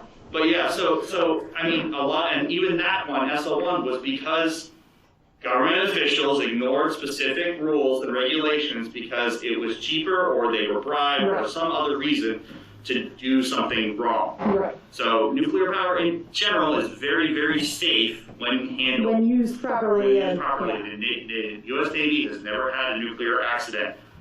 They've had nuclear power for the longest time. Right. Out of any other country. Reactors have been used on the Navy longer than anywhere else in the world. And if we want to get to an economy of scale, right, we can't turn tomorrow to solar power or to wind power. Like that's just like the scale of what we need to do, right? But we could rely on nuclear energy for a while. And I've worked on wind too, and it's profitable, but it's not. Yeah. It's just that economy of scale is the problem. Well, and so that does bring me to the third category here, right? Which is renewable energy. Those are energy sources that aren't depleted with use, meaning you can keep using them, right? You don't use them up. So the classic examples are solar, hydroelectric, that's got its own issues, wind, and geothermal. So I think everyone's familiar with solar power, right? Panels convert, UV rays from the sun into energy. Hydroelectric is generally dams being put up on like rivers and things, and they use the natural rushing of the water to power turbines and stuff. Wind, of course, we've seen pictures of that. Geothermal is harnessing the heat in the Earth's core to again turn to steam and power turbines and create energy. The point is, right, the sun's pretty much always out there, even with clouds, it's okay. Hydroelectric has some other issues with it as well. I think we're seeing right now in Maine, there's a bunch of discussions about hydroelectric damming on the Kennebec River and the negative effects therein. Wind, people are always arguing about seeing turbines and stuff like that, right, seeing the windmills. They're not windmills, but anyway, so there are challenges with renewable energy. For example, it's difficult to store and produce on demand, right? Renewable energy doesn't work quite the same way as fossil fuels do, where you can just flip a switch and you've got access to that energy, right? You can't save up a bunch of sun to use on another, a time when you need it. You just get a constant amount of that energy, right? Additionally, and this is the term I used a minute ago, economies of scale, right? Renewable energy is more expensive right now because so few people are using it. A good becomes cheaper to manufacture or create as more and more of it is produced. So as we continue to improve and get more and more people to buy into renewable energy, it should get cheaper, at least according to the economic theory. But at the moment, it's one of the most expensive types of energy because the infrastructure isn't there for it to be easily accessible to everyone. So large-scale wind is currently cheaper per megawatt hour produced, like being built, than existing coal power plants to keep running. So basically, it's cheaper to build a new wind turbine than it is to harvest coal and put it into a coal plant and run it. Same with, it outpaces oil as well. So it is starting to come up to scale. That is without any of the offshore the government subsidies. Straight up neutral pricing. Dollar to dollar, yeah. Dollar to dollar, it is cheaper. So that happened 2019, I think was the first year where it dipped below, at least in the United States. And if they actually got those offshore wind farms going, that would significantly, interesting.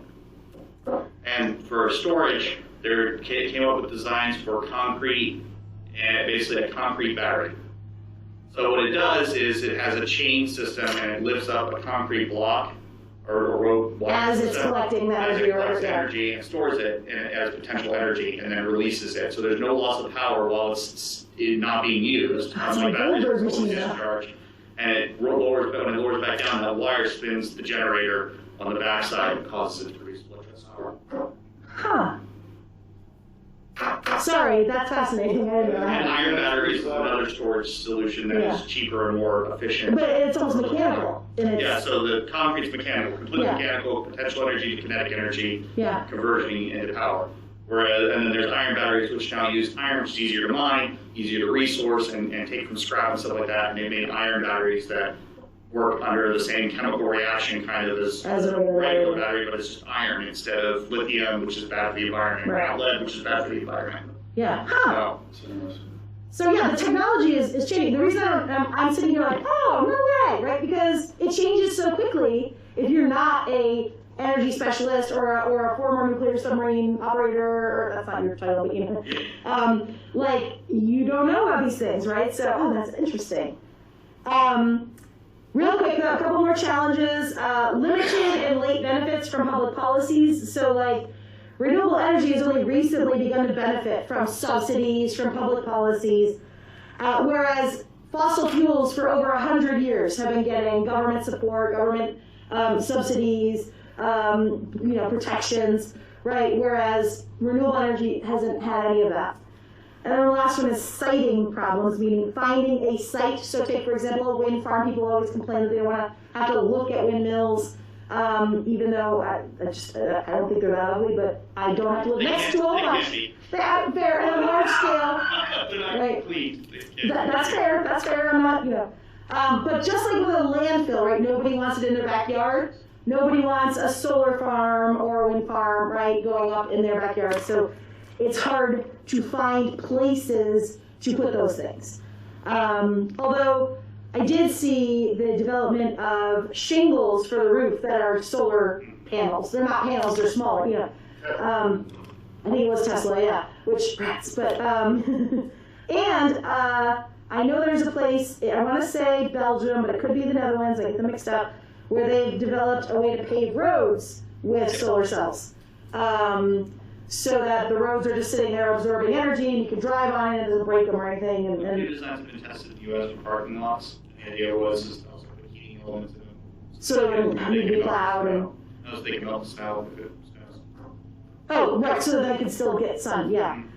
There was also a way to protect wildlife in some way, like where when a wildlife walks across the road, it lights up so that you can see like a moose or whatever in advance. And we're not related to energy, but a cool thing that I could do.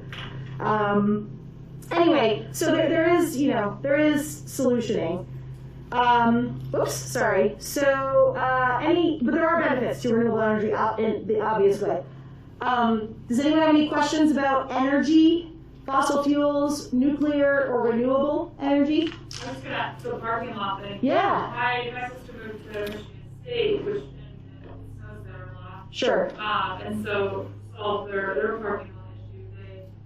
They put solar panels above the wood park. Oh, like as roofs to cover parking? So Yeah. to clear off their cars when it's Yeah. and then they also And they have a place for the solar panels. And also kind of interesting that underneath all the sidewalks is heated.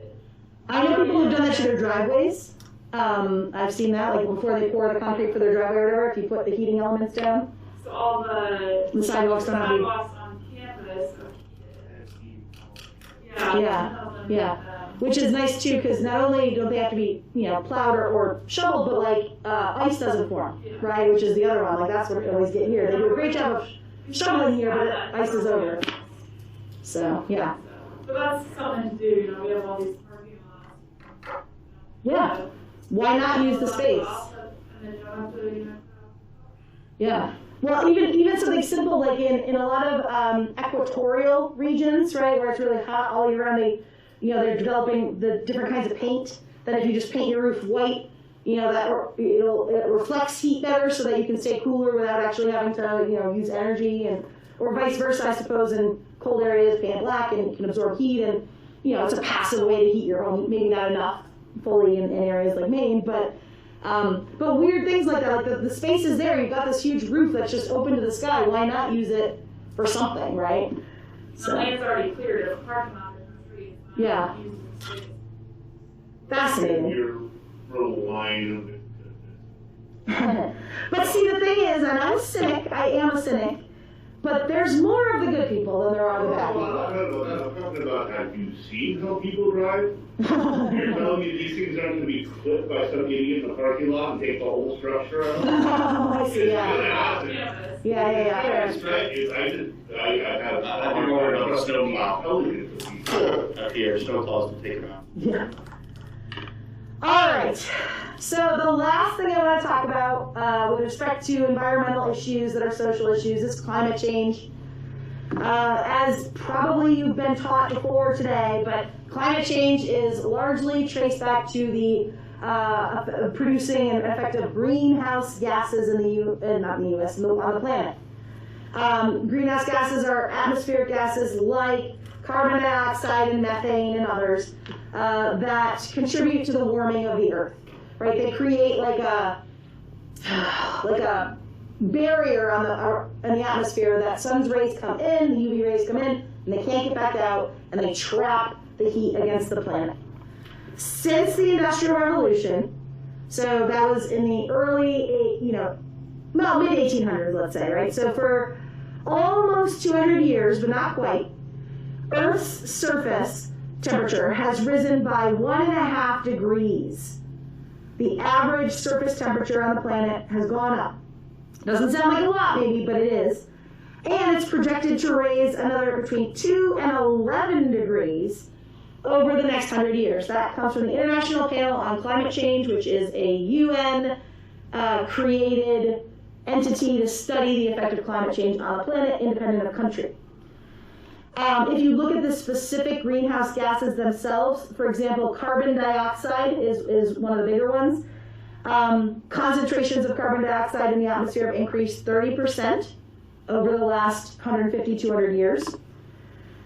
And fossil fuels attribute about, or account for about 98% of this change, right? Most of this change is due to fossil fuels being burned and or extracted.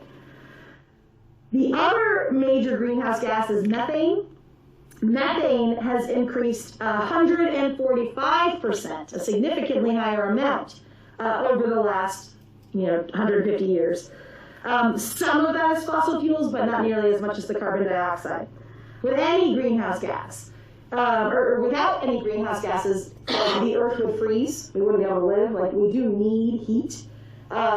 The problem is how quickly, how rapidly and dramatically the change is occurring, right? Especially since the Industrial Revolution.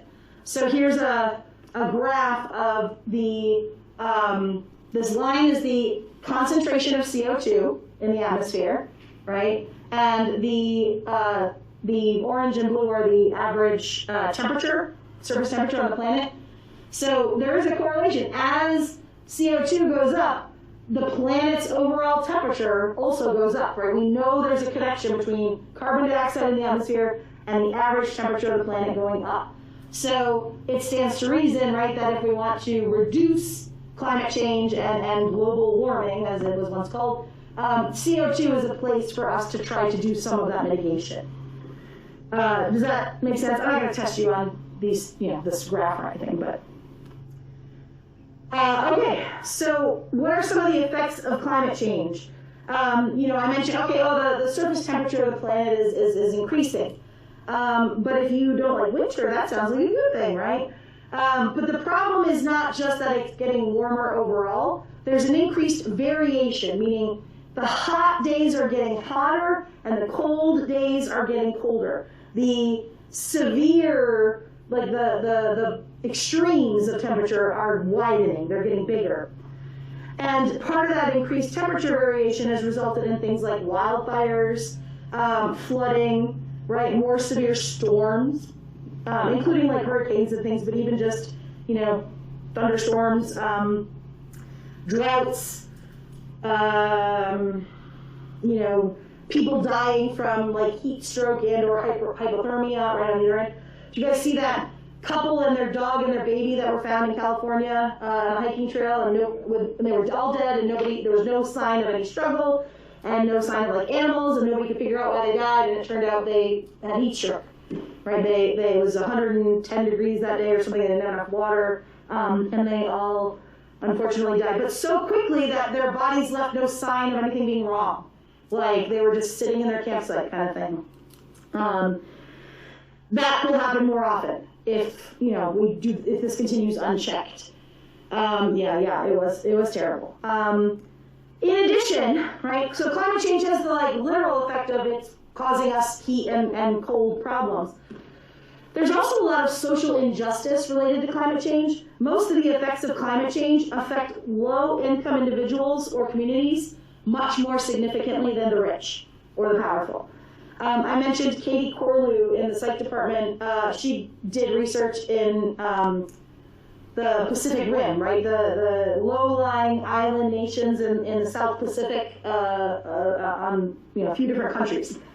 And those are very poor countries, right? They are not international powerhouses. They have no ability to fight back against climate change on a large scale, right? They're kind of dependent upon the rest of the world doing the right thing. Not to mention, things like landfills or solar farms or whatever get put in communities where if the rich people don't want it in their backyard, they can fight against it. But when poor people don't want it in their backyard, they don't have a lot of, power. I already mentioned this one, that low-lying nations face a higher risk due to potential sea level rise. You can see online maps they do all the time of what would the Statue of Liberty, Liberty Island, right, off the coast of New York, right, what would that look like if ocean levels rose 1 inch and the Statue of Liberty is up to her knees in water and the entire island has disappeared? What if they've raised 2 inches, right, suddenly she's up to her waist in water, and or other national, famous landmarks, they'll show you what they would look like. Most of Florida disappears, right? And South Carolina, I think, are pretty low lying. I didn't hear that. But in a lot of California, too, until you hit the mountains. So, both political parties would lose a state. Again, yeah. So basically, hang on. We have two choices here. I went back too far, hang on. We cannot stop climate change from happening. It's already happening. So our choices are to lessen the impact of it or to learn to live with it, right? So mitigation and adaptation are our two choices. Mitigation is trying to slow down or reduce the severity of climate change. And so we have a lot of projects, worldwide that are centered on reducing the demand for energy. If we don't want as much energy, we won't be burning as many fossil fuels to get it. Developing sustainable energy sources like some of those renewable resources. Protecting the large forests that help absorb CO2. Remember, the CO2 line went straight up. We want to try to lower that line. One of the ways we do that is with more trees, right? So instead of clear cutting the Amazon, maybe we should be planting more trees. But even with mitigation, climate change is pretty much unstoppable, at least in some form. Things are going to continue to change around the planet. It will not be the same planet that it was 100 years ago. And so realists out there, practical people, are also trying to work on ways to adaptation to climate change, learning to deal with changes caused by increased global temperatures. So some examples of things that are being done, improving infrastructural resistance to extreme winds and rain. In other words, building buildings that can stand up to more severe storms. Creating and protecting wetlands, because wetlands also provide a cooling counter to climate change, right? Because there's evaporation in wetlands and things like that. Building seawalls. Those are like levees or things to protect against sea level rise, to protect those low-lying areas. Planting shade trees, right? A few other, there's lots of things in both of these categories. These are just examples, but most climate change researchers acknowledge that these are our only choices at this point. We can't stop climate change, so we have to either slow it down or learn to live with it. Questions or comments about that? All right, last one, and then we'll do our activity for today. The last area of the environment I want to talk about is food and agriculture. One of the biggest effects on our environment, besides fossil fuels, is food, right? Both vegetables and meat, all types of food, right? Food and agriculture. They take up a lot of land, they take up a lot of space, they take up a lot of energy, and they take up a lot of resources, right? To feed animals or to grow the food, right? So there have been advancements, technological advancements in agriculture that have improved food quality, food abundance, things like that around the world. The overall amount of food produced in the world has increased. When you were a kid, maybe you learned, like, there's enough food on the planet produced every year to feed the entire planet. But it's not all produced in the right place. It doesn't get where it needs to go, right? But, like, the number of tons of food produced divided by the number of human beings, there should be enough food. There should never be famine, right? But, of course, the food doesn't get where it needs to be. And in addition, there's been an increase in technology that helps produce desirable traits in our crops and animals. So, we have been able to, by, breeding different crops together, we now have corn that's drought resistant, right? So that we can take those seeds to an area that's facing a severe drought, and they can still produce food for the people that live there, even in bad conditions. Or animal husbandry is selective breeding of animals to get certain traits. Sadly, a lot of what we've done is produce like pigs that have more meat on their bones but cannot walk, right? But like that's more meat, So some of these are good and some of these are bad, the way they've been used. When it comes to agriculture, one of the biggest issues we're facing is how to deal with pesticides, right? We don't want crops that will fail because, they've been eaten by worms or destroyed by pests. So pesticides are important, but the way that we've used pesticides up until recently have largely been chemically based, and they contain things that are called persistent organic pollutants, POPs. One example of this is DDT. Not DEET, although that too, but DDT, I think that was a military invention actually, but I'm not sure. It stops mosquitoes and ticks, right? You're bad, well not you're bad, but it does, it's a pesticide, so it kills and stops mosquitoes and ticks, but it also causes breast cancer, right? So like, in men and women. So like, we gotta find something that works but doesn't have quite the same side effects. Persistent organic pollutants are chemicals that won't break down for a long time and enable them to build up in the body tissues of animals. Mercury is another example. That's not an organic pollutant, like it's not a carbon-based one, but it is a elemental one, right? Mercury, people who eat mercury-tainted fish, right? If they eat a lot of it over a period of time, it can build up in your system and make you sick. Does that make sense? Are those forever chemicals or low different? I'm going to say they are. I don't know of that being a distinct category. So yeah, things that just don't go away, right?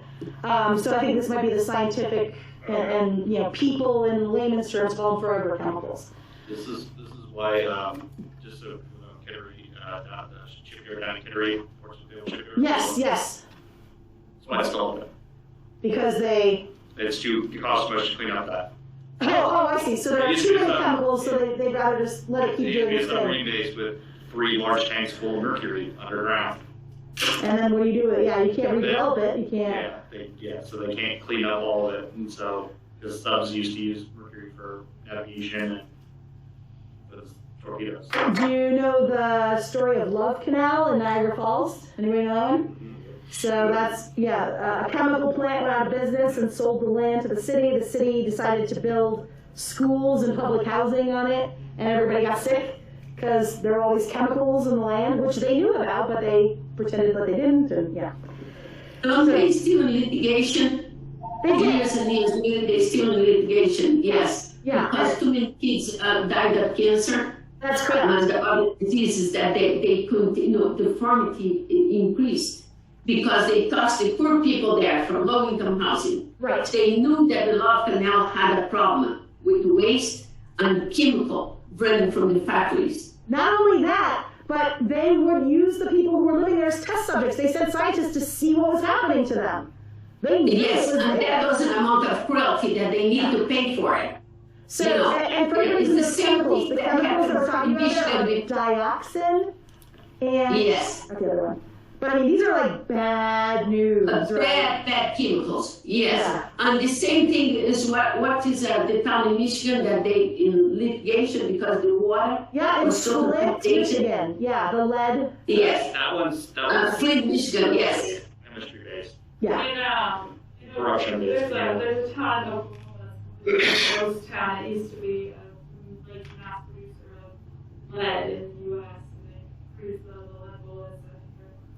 I think they're one of the, I don't know. Yeah. But people lived there up until like 2008. Really.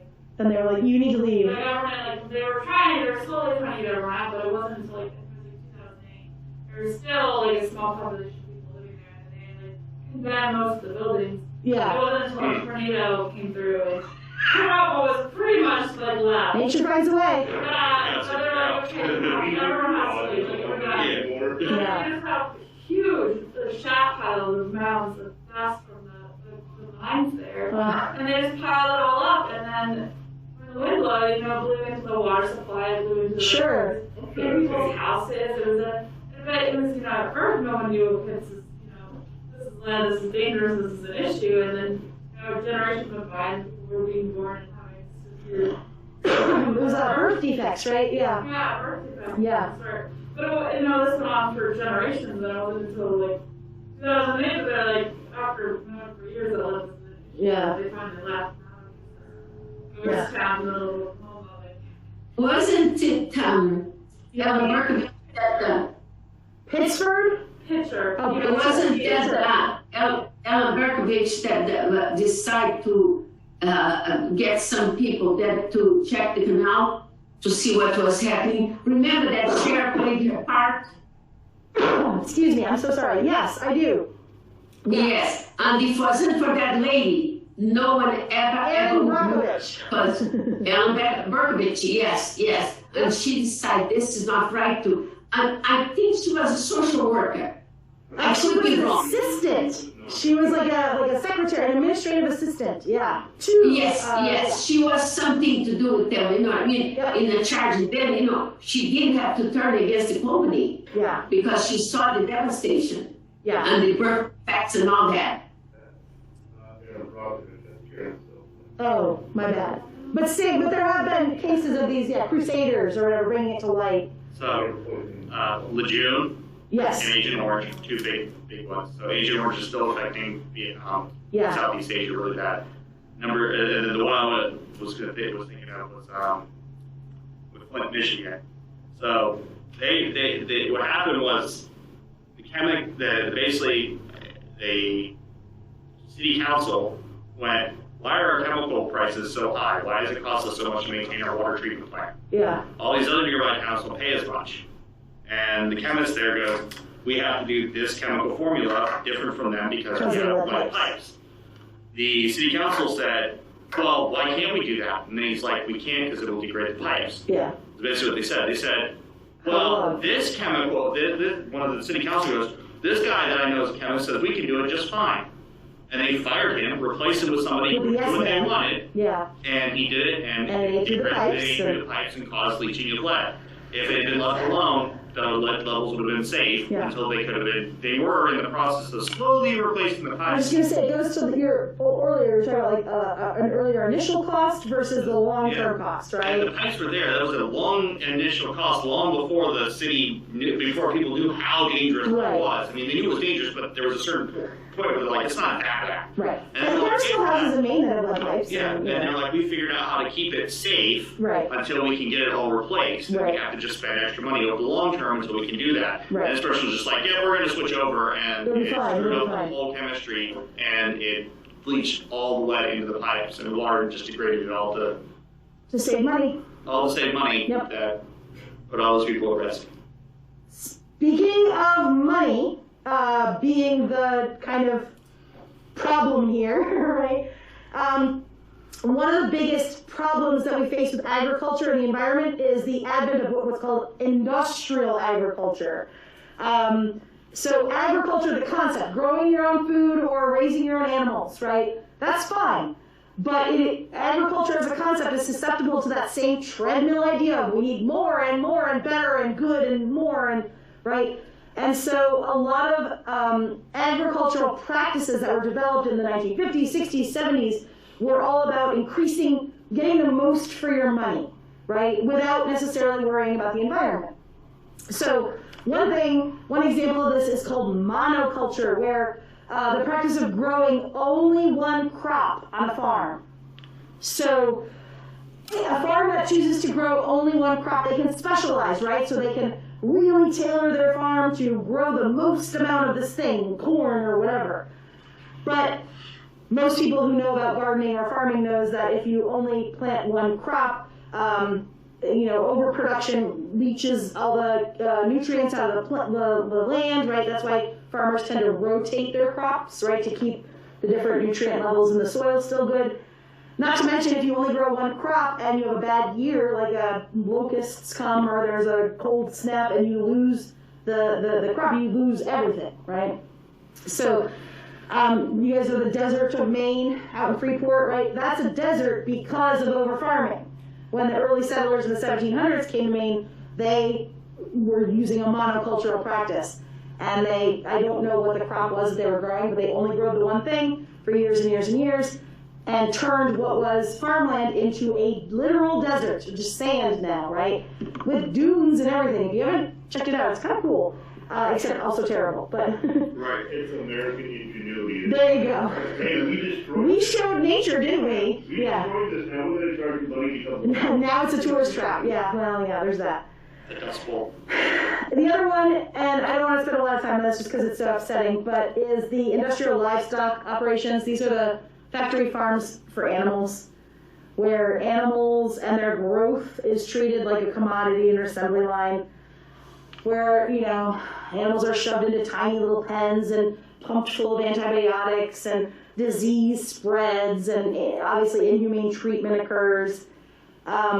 I don't want to go into too much more detail than that. I think we're all aware of what that is. And of course, not only is it bad for the animals in a like humane sense, but it does not improve. Environmentally, it's a problem too, because it's treating a food production as a commodity, as a profit-making center. Then, last but not least, I mentioned earlier, there is enough food on the planet to feed everybody, right? But it doesn't get where it needs to go. And in fact, one of the biggest problems we face in the wealthier countries where the food is produced and does exist, is food waste. We throw away so much food in the United States, right? For a variety of reasons. Some of it is just ugly looking. There's that whole movement of the misfits, for produce, right? Just because it doesn't look shiny and perfect, that people throw it away, right? As though it's somehow bad for you. Obviously, things like, producing too much food and trying to get it into the market. People buy it, they don't eat it, and they throw it away because it goes bad. There's that. I don't know, there's a wide variety of ways. Not just like little kids not finishing their dinner. That's what I always think of when I think of food waste is somebody is starving in China or whatever, that was your mom always tells you, right? Do you wish to compost? It's like compost. Oh, yeah. That is the one way to sort of, if you're going to have leftover food, at least it goes into something, useful, right? It's like reusing them, I guess. I'm pretty sure nobody needs to buy 3 pounds of greens at a time, but that's how they package. Right, Yes. right. Right, I'm like over them. I cannot stand planting grapes. We don't go through them, but I have to get them because the kids love them, but we never. And they don't keep in the same way. I mean, I guess you could freeze them a little bit, but not if you want to use them. I despise planting grapes. Yeah. It is the worst one to buy. L'Oreal, Yeah. I volunteer on Tuesday morning at the food pantry in Brunswick. Uh-huh. The amount of food that comes in from the local stores around, that I don't know how many tons of food I pass out a week. Yeah. But that's one day that I work.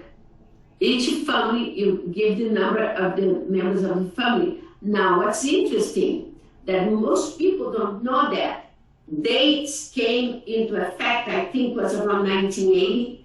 because the stores that in the poor neighborhoods was selling spoiled food, and those neighbors went to Congress. You gotta do something. So they started dating it. And now people think that the date is like for today, they cannot eat the it. sell by date, yeah. They track it. I didn't go out with dates. Nonsense. Yeah. Absolutely. I did not grow up with dates. So I don't mind if it's 3-4 days later. Right. As long as I know that it's good.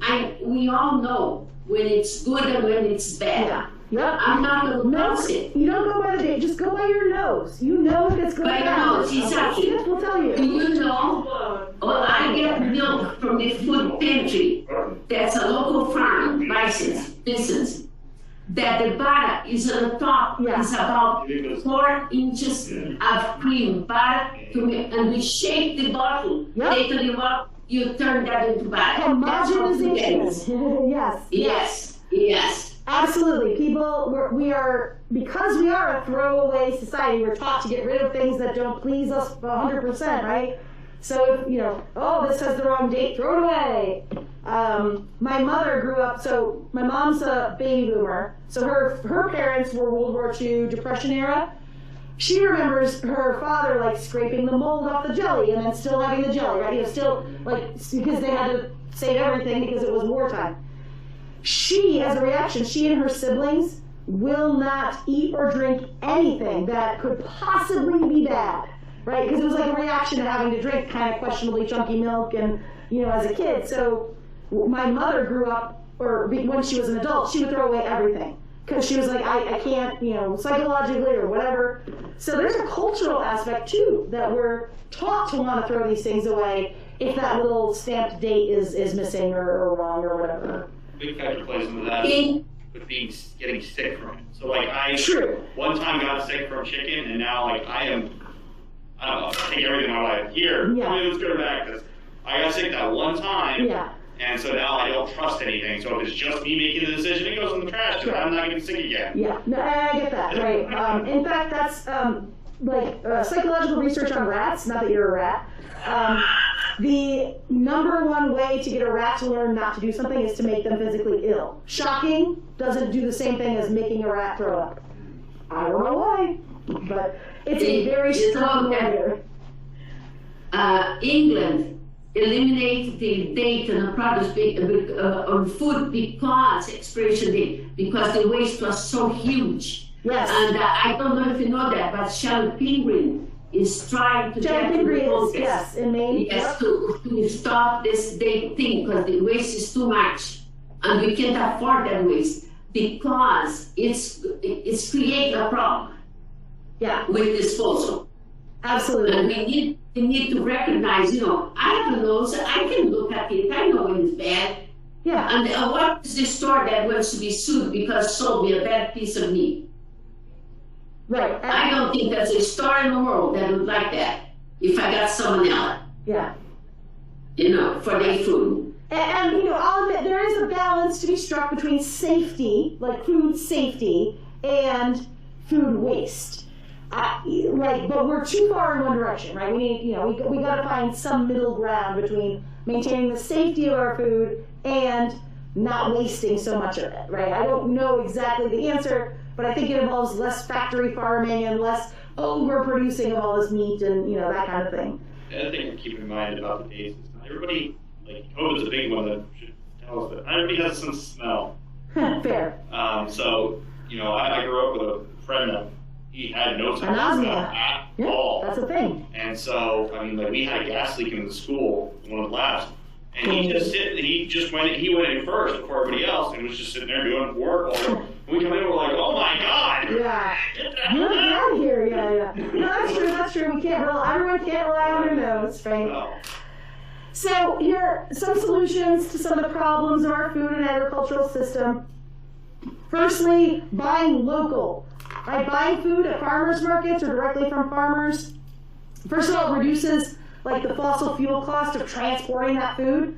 If you buy your lettuce and it's from California, it has to get shipped all the way out here, right? If you buy your lettuce from Annabessacook Farm or whatever in Winthrop, you are not, none of that cost is included. It also has the benefit of keeping money in the community, right? Economically speaking, it's good to support local farmers. Now, in Maine, can we do this all year round? Nah, not so much, right? I mean, things are produced, but it's a little harder. But doing it when you can helps. Another is communal production systems, communal production systems. This is like community shared agriculture, right? So some people may have participated in this before. It's like a farmer's market. You pay a farmer money up front, and then they deliver to you, a box of their produce or whatever every month or every week or every whatever, called CSAs, right? They call it farm share. Or farm shares. Another one is like community gardens. There's community gardens on the Augusta and Bangor campuses. But again, right, where we share the production systems. And the last one is combinations of government policies and consumer producer efforts. So, the big companies, the Purdue chicken people and the, I can't think of a big vegetable producer, but Bird's Eye, thank you, yeah. Anything like that, right? Yeah. They do, yeah. Green Giant. But those giant companies have really shaped government policies because they can afford the lobbyists and they can afford the pressure to have, to limit regulations or to fight against things that might protect consumers. And so we need consumers to fight back and to demand these things of their legislators and that kind of thing. So they're important. This brings me to the last slide, or the last item for today, which is environmental injustice. Environmental injustice is defined as the negative consequences of production that disproportionately affect people of color and low-income individuals, the poor, and racial or ethnic minorities. Most of the negative consequences that we've talked about today, while there are environmental impacts that are, worldwide, most of these effects disproportionately affect poor or minority populations. For example, I mentioned the siting issues, right, where it's more likely that landfills, treatment facilities, other environmental hazards are located in poorer neighborhoods. In fact, there's a term called environmental racism that literally describes negatively environmental practices or environmental hazards that are intentionally placed in neighborhoods of color or neighborhoods that have a high level of diversity. Predominantly non-white localities is how it's described. Communities of color are up to 4 times as likely to host a hazardous waste landfill in their neighborhood than white communities.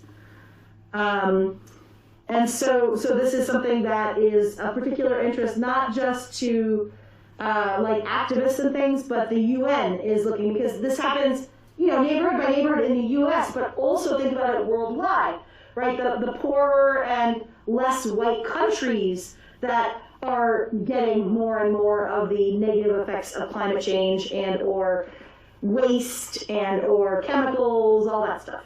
So what I find interesting about this, though, is I saw another study recently, and it has, so they came in and said, from this era to this era, it was happening because they were putting a building on these sites. Right. Now, what's happening is they build these sites like they built an industrial park way over here, completely isolated. Yeah. And then the workers at that site go, I want to live near where I work. So they build housing next to these industrial sites, and because the workers are low income, typically it ends up being more, racially diverse. Right. And so now these hazardous sites are inside non-white neighborhoods. So now it's reversing itself on itself. So it's still disproportionately affecting them, but it's not because of design anymore, because of racist design. It just happens that way now. Right. Like the factory I worked at in Louisville, Texas, was built in an industrial park by itself. Which was a little nothing there. Yeah. within 10 years, there was a trailer park that opened up behind the factory. Gotcha. Where most of the workers that worked in that factory. Right, so because the people who own the factory or the wealthier people, they can afford to live in safe zones, They right? live in Plano, which was nearby, and high value, and the workers wanted to live nearby there where they were. So because they might not have had access to transportation or things. Yeah. Exactly. So it's a double-edged. No, it's a give and take. I don't know. It just reciprocal. It doesn't matter which way it happens. It just happens that way. Yeah. And so it's kind of funny. It's not necessarily purposeful design anymore. Now it's just happening by accident, at least in the U.S. Yeah. Overseas, that's a completely different story, but it's kind of interesting. They were like talking about, I think it was somewhere around mid 2010s was when that kind of flipped. Yeah. Where most places now have these regulations to really protect that, but now they're still building the housing in those areas. So it's kind of like, I did not know that. Okay, last thing. This is just a quote from the EPA. You don't have to write it down if you've got the notes. I'm not going to touch you on it, but the EPA says environmental justice, the opposite of injustice, right? Environmental justice will only be achieved when everyone enjoys the same degree of protection from environmental and health hazards, and when everyone has equal access to the decision-making process to have a healthy environment in which to live, learn, and work. So the EPA in the United States has officially designated, or not designated, defined environmental justice, right, for us, saying everyone should have the same degree of protection. So if you shouldn't have to live near a nuclear waste site, or you shouldn't have to, have your home near where you work if your work is poisonous. Or whatever, I don't know. But not only that, right? Not only should everybody be free to not have to be affected by the environmental, hazards, but also everyone should have a say in the decision-making process about the environment. Nobody owns the environment, right? We're all equally affected by it. We should all equally make decisions about it. Easier said than done. I'm not suggesting this is a magic bullet, right? Certainly not a lead bullet. But it is, the sort of goal of the EPA, right? Well, one of their goals. Questions about this quote that aren't cynical? I'm just kidding. Well. All right. Well, okay, we're gonna move on then. Just last thing, because we are running out of time anyway. Okay, so our activity today is a video that I'm about to play called The Story of Stuff. The Story of Stuff was created several years ago by Annie Leonard, who has now produced several different versions of it. It's going to explore the connections between the environment and social issues. So if you are in Brightspace for today, the participation assignment, hang on, I can show you, but I think everyone knows where to get them now. But in today, go down to the participation assignment. There's a link to the video, so if we run out of time or you want to rewatch it, it's right there. And there are 5 questions, some of which come from the notes, like perceived obsolescence and planned obsolescence, and others come straight from the video. So let's do it. And watch on YouTube is easier, so I can go full screen. You may be the best friend I've ever Sorry, had. commercial, hang on. This guy is like 4.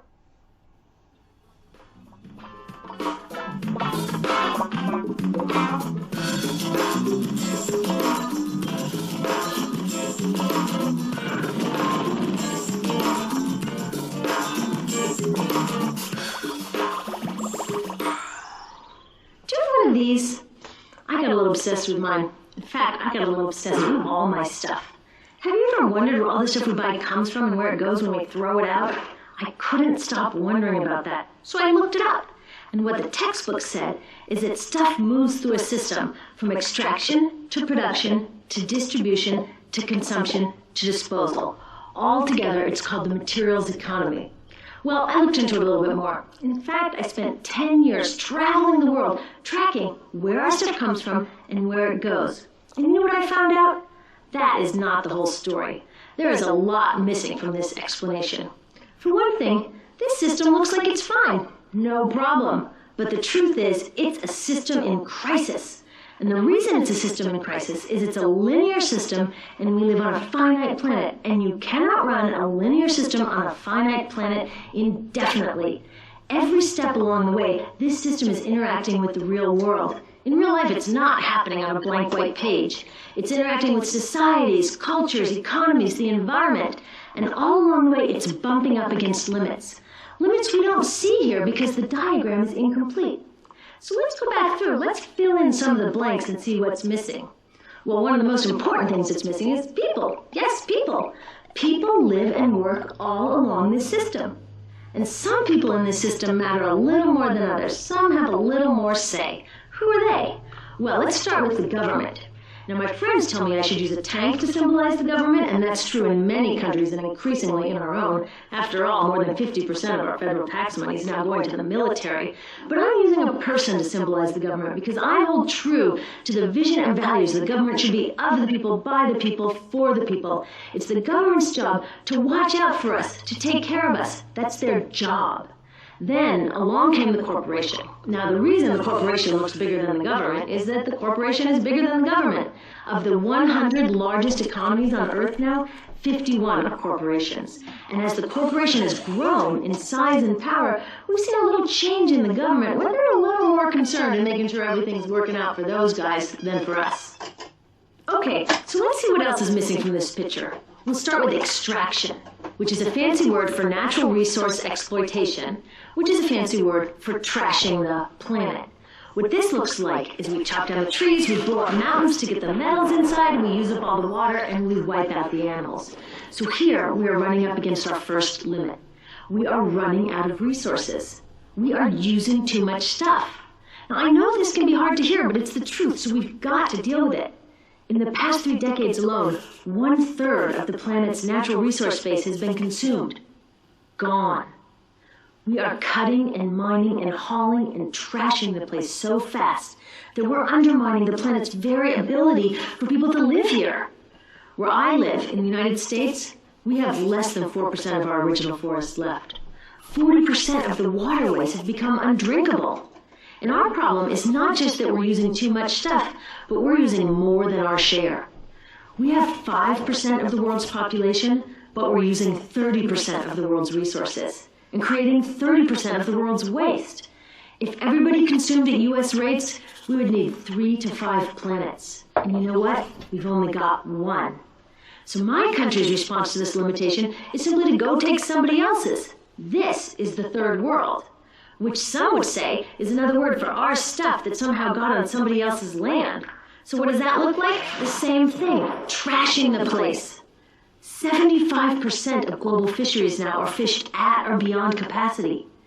80% of the planet's original forests are gone. In the Amazon alone, we're losing 2,000 trees a minute. That is 7 football fields a minute. And what about the people who live here?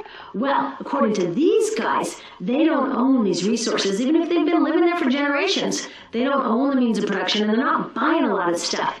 And in this system, if you don't own or buy a lot of stuff, you don't have value.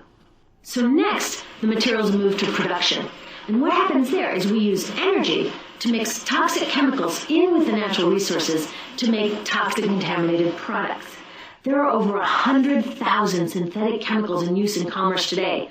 Only a handful of them have even been tested for health impacts, and none have been tested for synergistic health impacts. That means when they interact with all the other chemicals we're exposed to every day.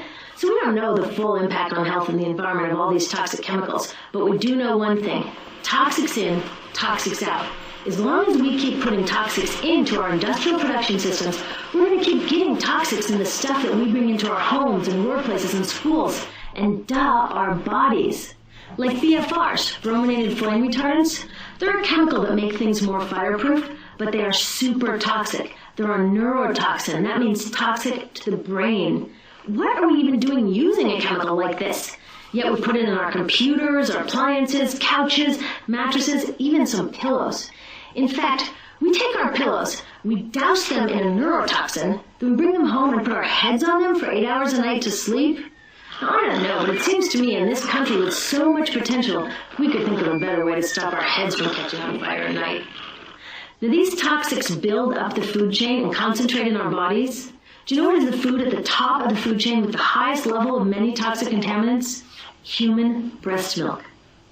That means that we've reached a point where the smallest members of our societies, our babies, are getting the highest lifetime dose of toxic chemicals from breastfeeding from their mothers. Is that not an incredible violation? Breastfeeding must be the most fundamental human act of nurturing. It should be sacred and safe. Now, breastfeeding is still best, and mothers should definitely keep breastfeeding, but we should protect it. They should protect it. I thought they were looking out for us. And of course, the people who bear the biggest brunt of these toxic chemicals are the factory workers, many of whom are women of reproductive age. They're working with reproductive toxins, carcinogens, and more. Now, I ask you, what kind of woman of reproductive age would work in a job exposed to reproductive toxins except for a woman with no other option? And that's one of the beauties of this system. The erosion of local environments and economies here ensures a constant supply of people with no other option. Globally, 200,000 people a day are moving from environments that have sustained them for generations into cities, many to live in slums, looking for work, no matter how toxic that work may be. So you see, it's not just resources that are wasted along this system, but people too. Whole communities get wasted. Yep, toxics in, toxics out. A lot of the toxics leave the factories in products, but even more leave as byproducts or pollution.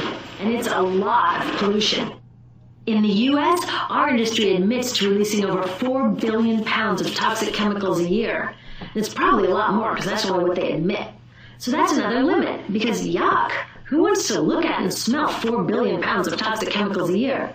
So what do? Move the dirty factories overseas, pollute someone else's land. But surprise, a lot of that pollution is coming right back at us, carried by wind currents. So what happens after all these natural resources are turned into products? Well, it moves here for distribution.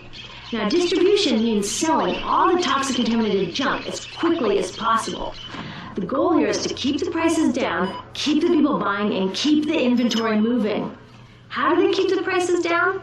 Well, they don't pay the store workers very much, and they skimp on health insurance every time they can. It's all about externalizing the costs. What that means is that the real costs of making stuff aren't captured in the price. In other words, we aren't paying for the stuff we buy. I was thinking about this the other day. I was walking to work and I wanted to listen to the news, so I popped into a Radio Shack to buy a radio. I found this cute little green radio for $4.99. I was standing there in line to buy this thing, and I was thinking, how could $4.99 possibly capture the cost of making this radio and getting it into my hands? The metal was probably mined in South Africa. The petroleum was probably drilled in Iraq. The plastics were probably produced in China.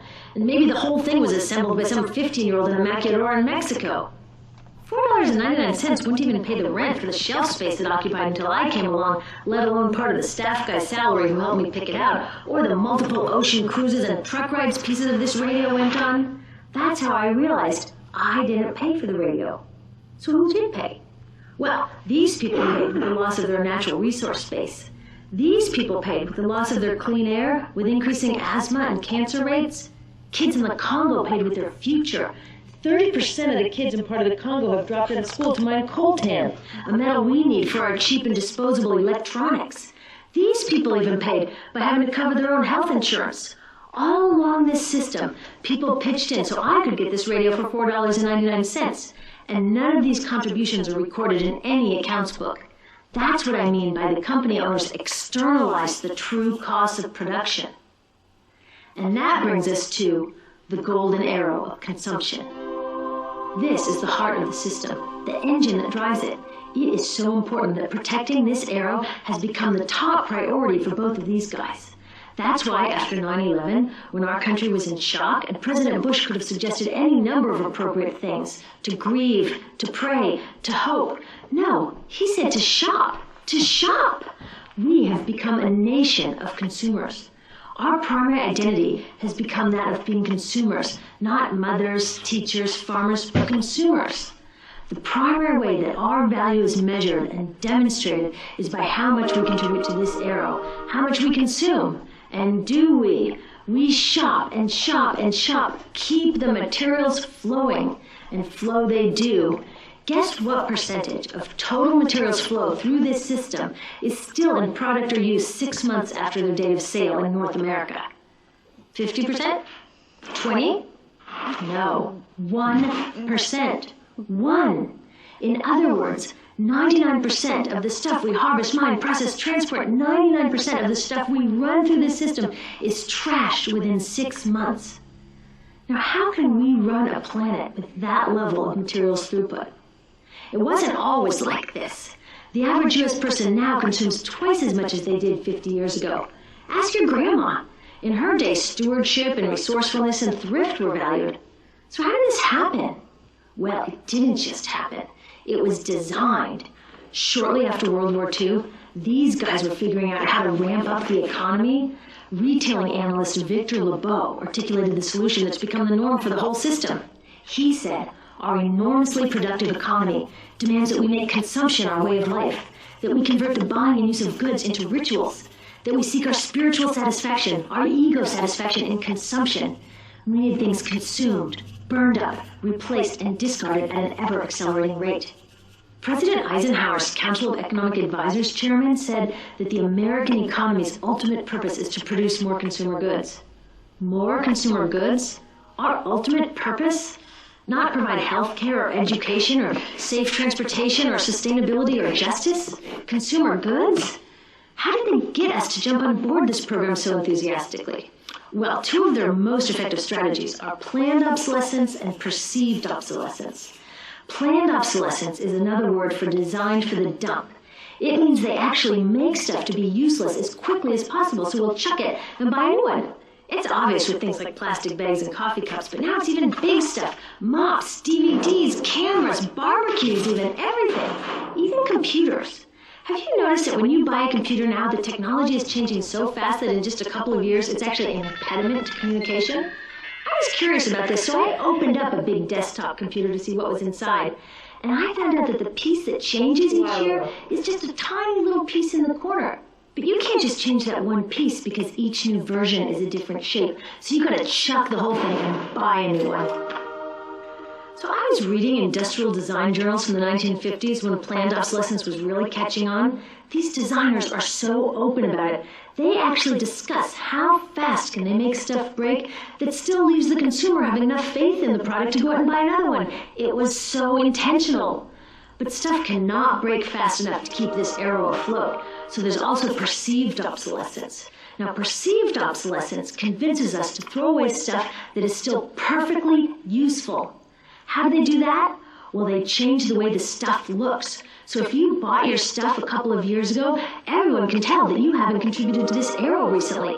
And since the way we demonstrate our value is contributing to this arrow, it can be embarrassing.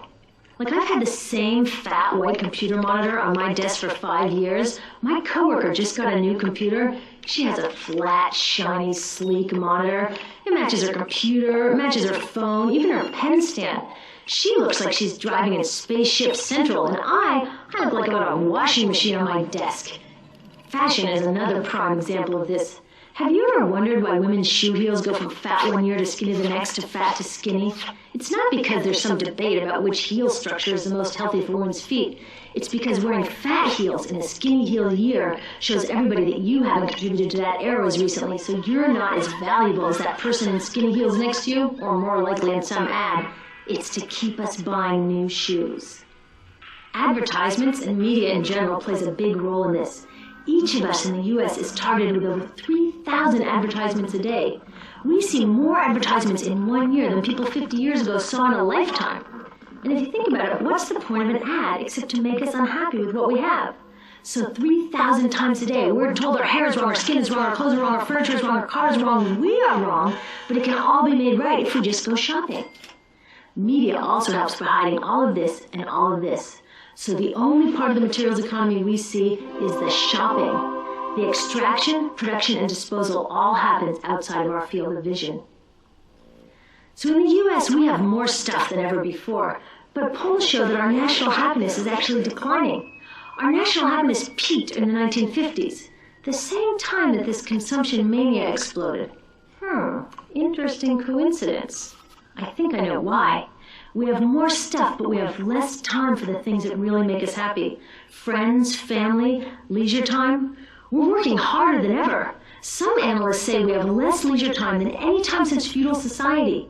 And do you know what the two main activities are that we do with the scant leisure time we have? Watch TV and shop.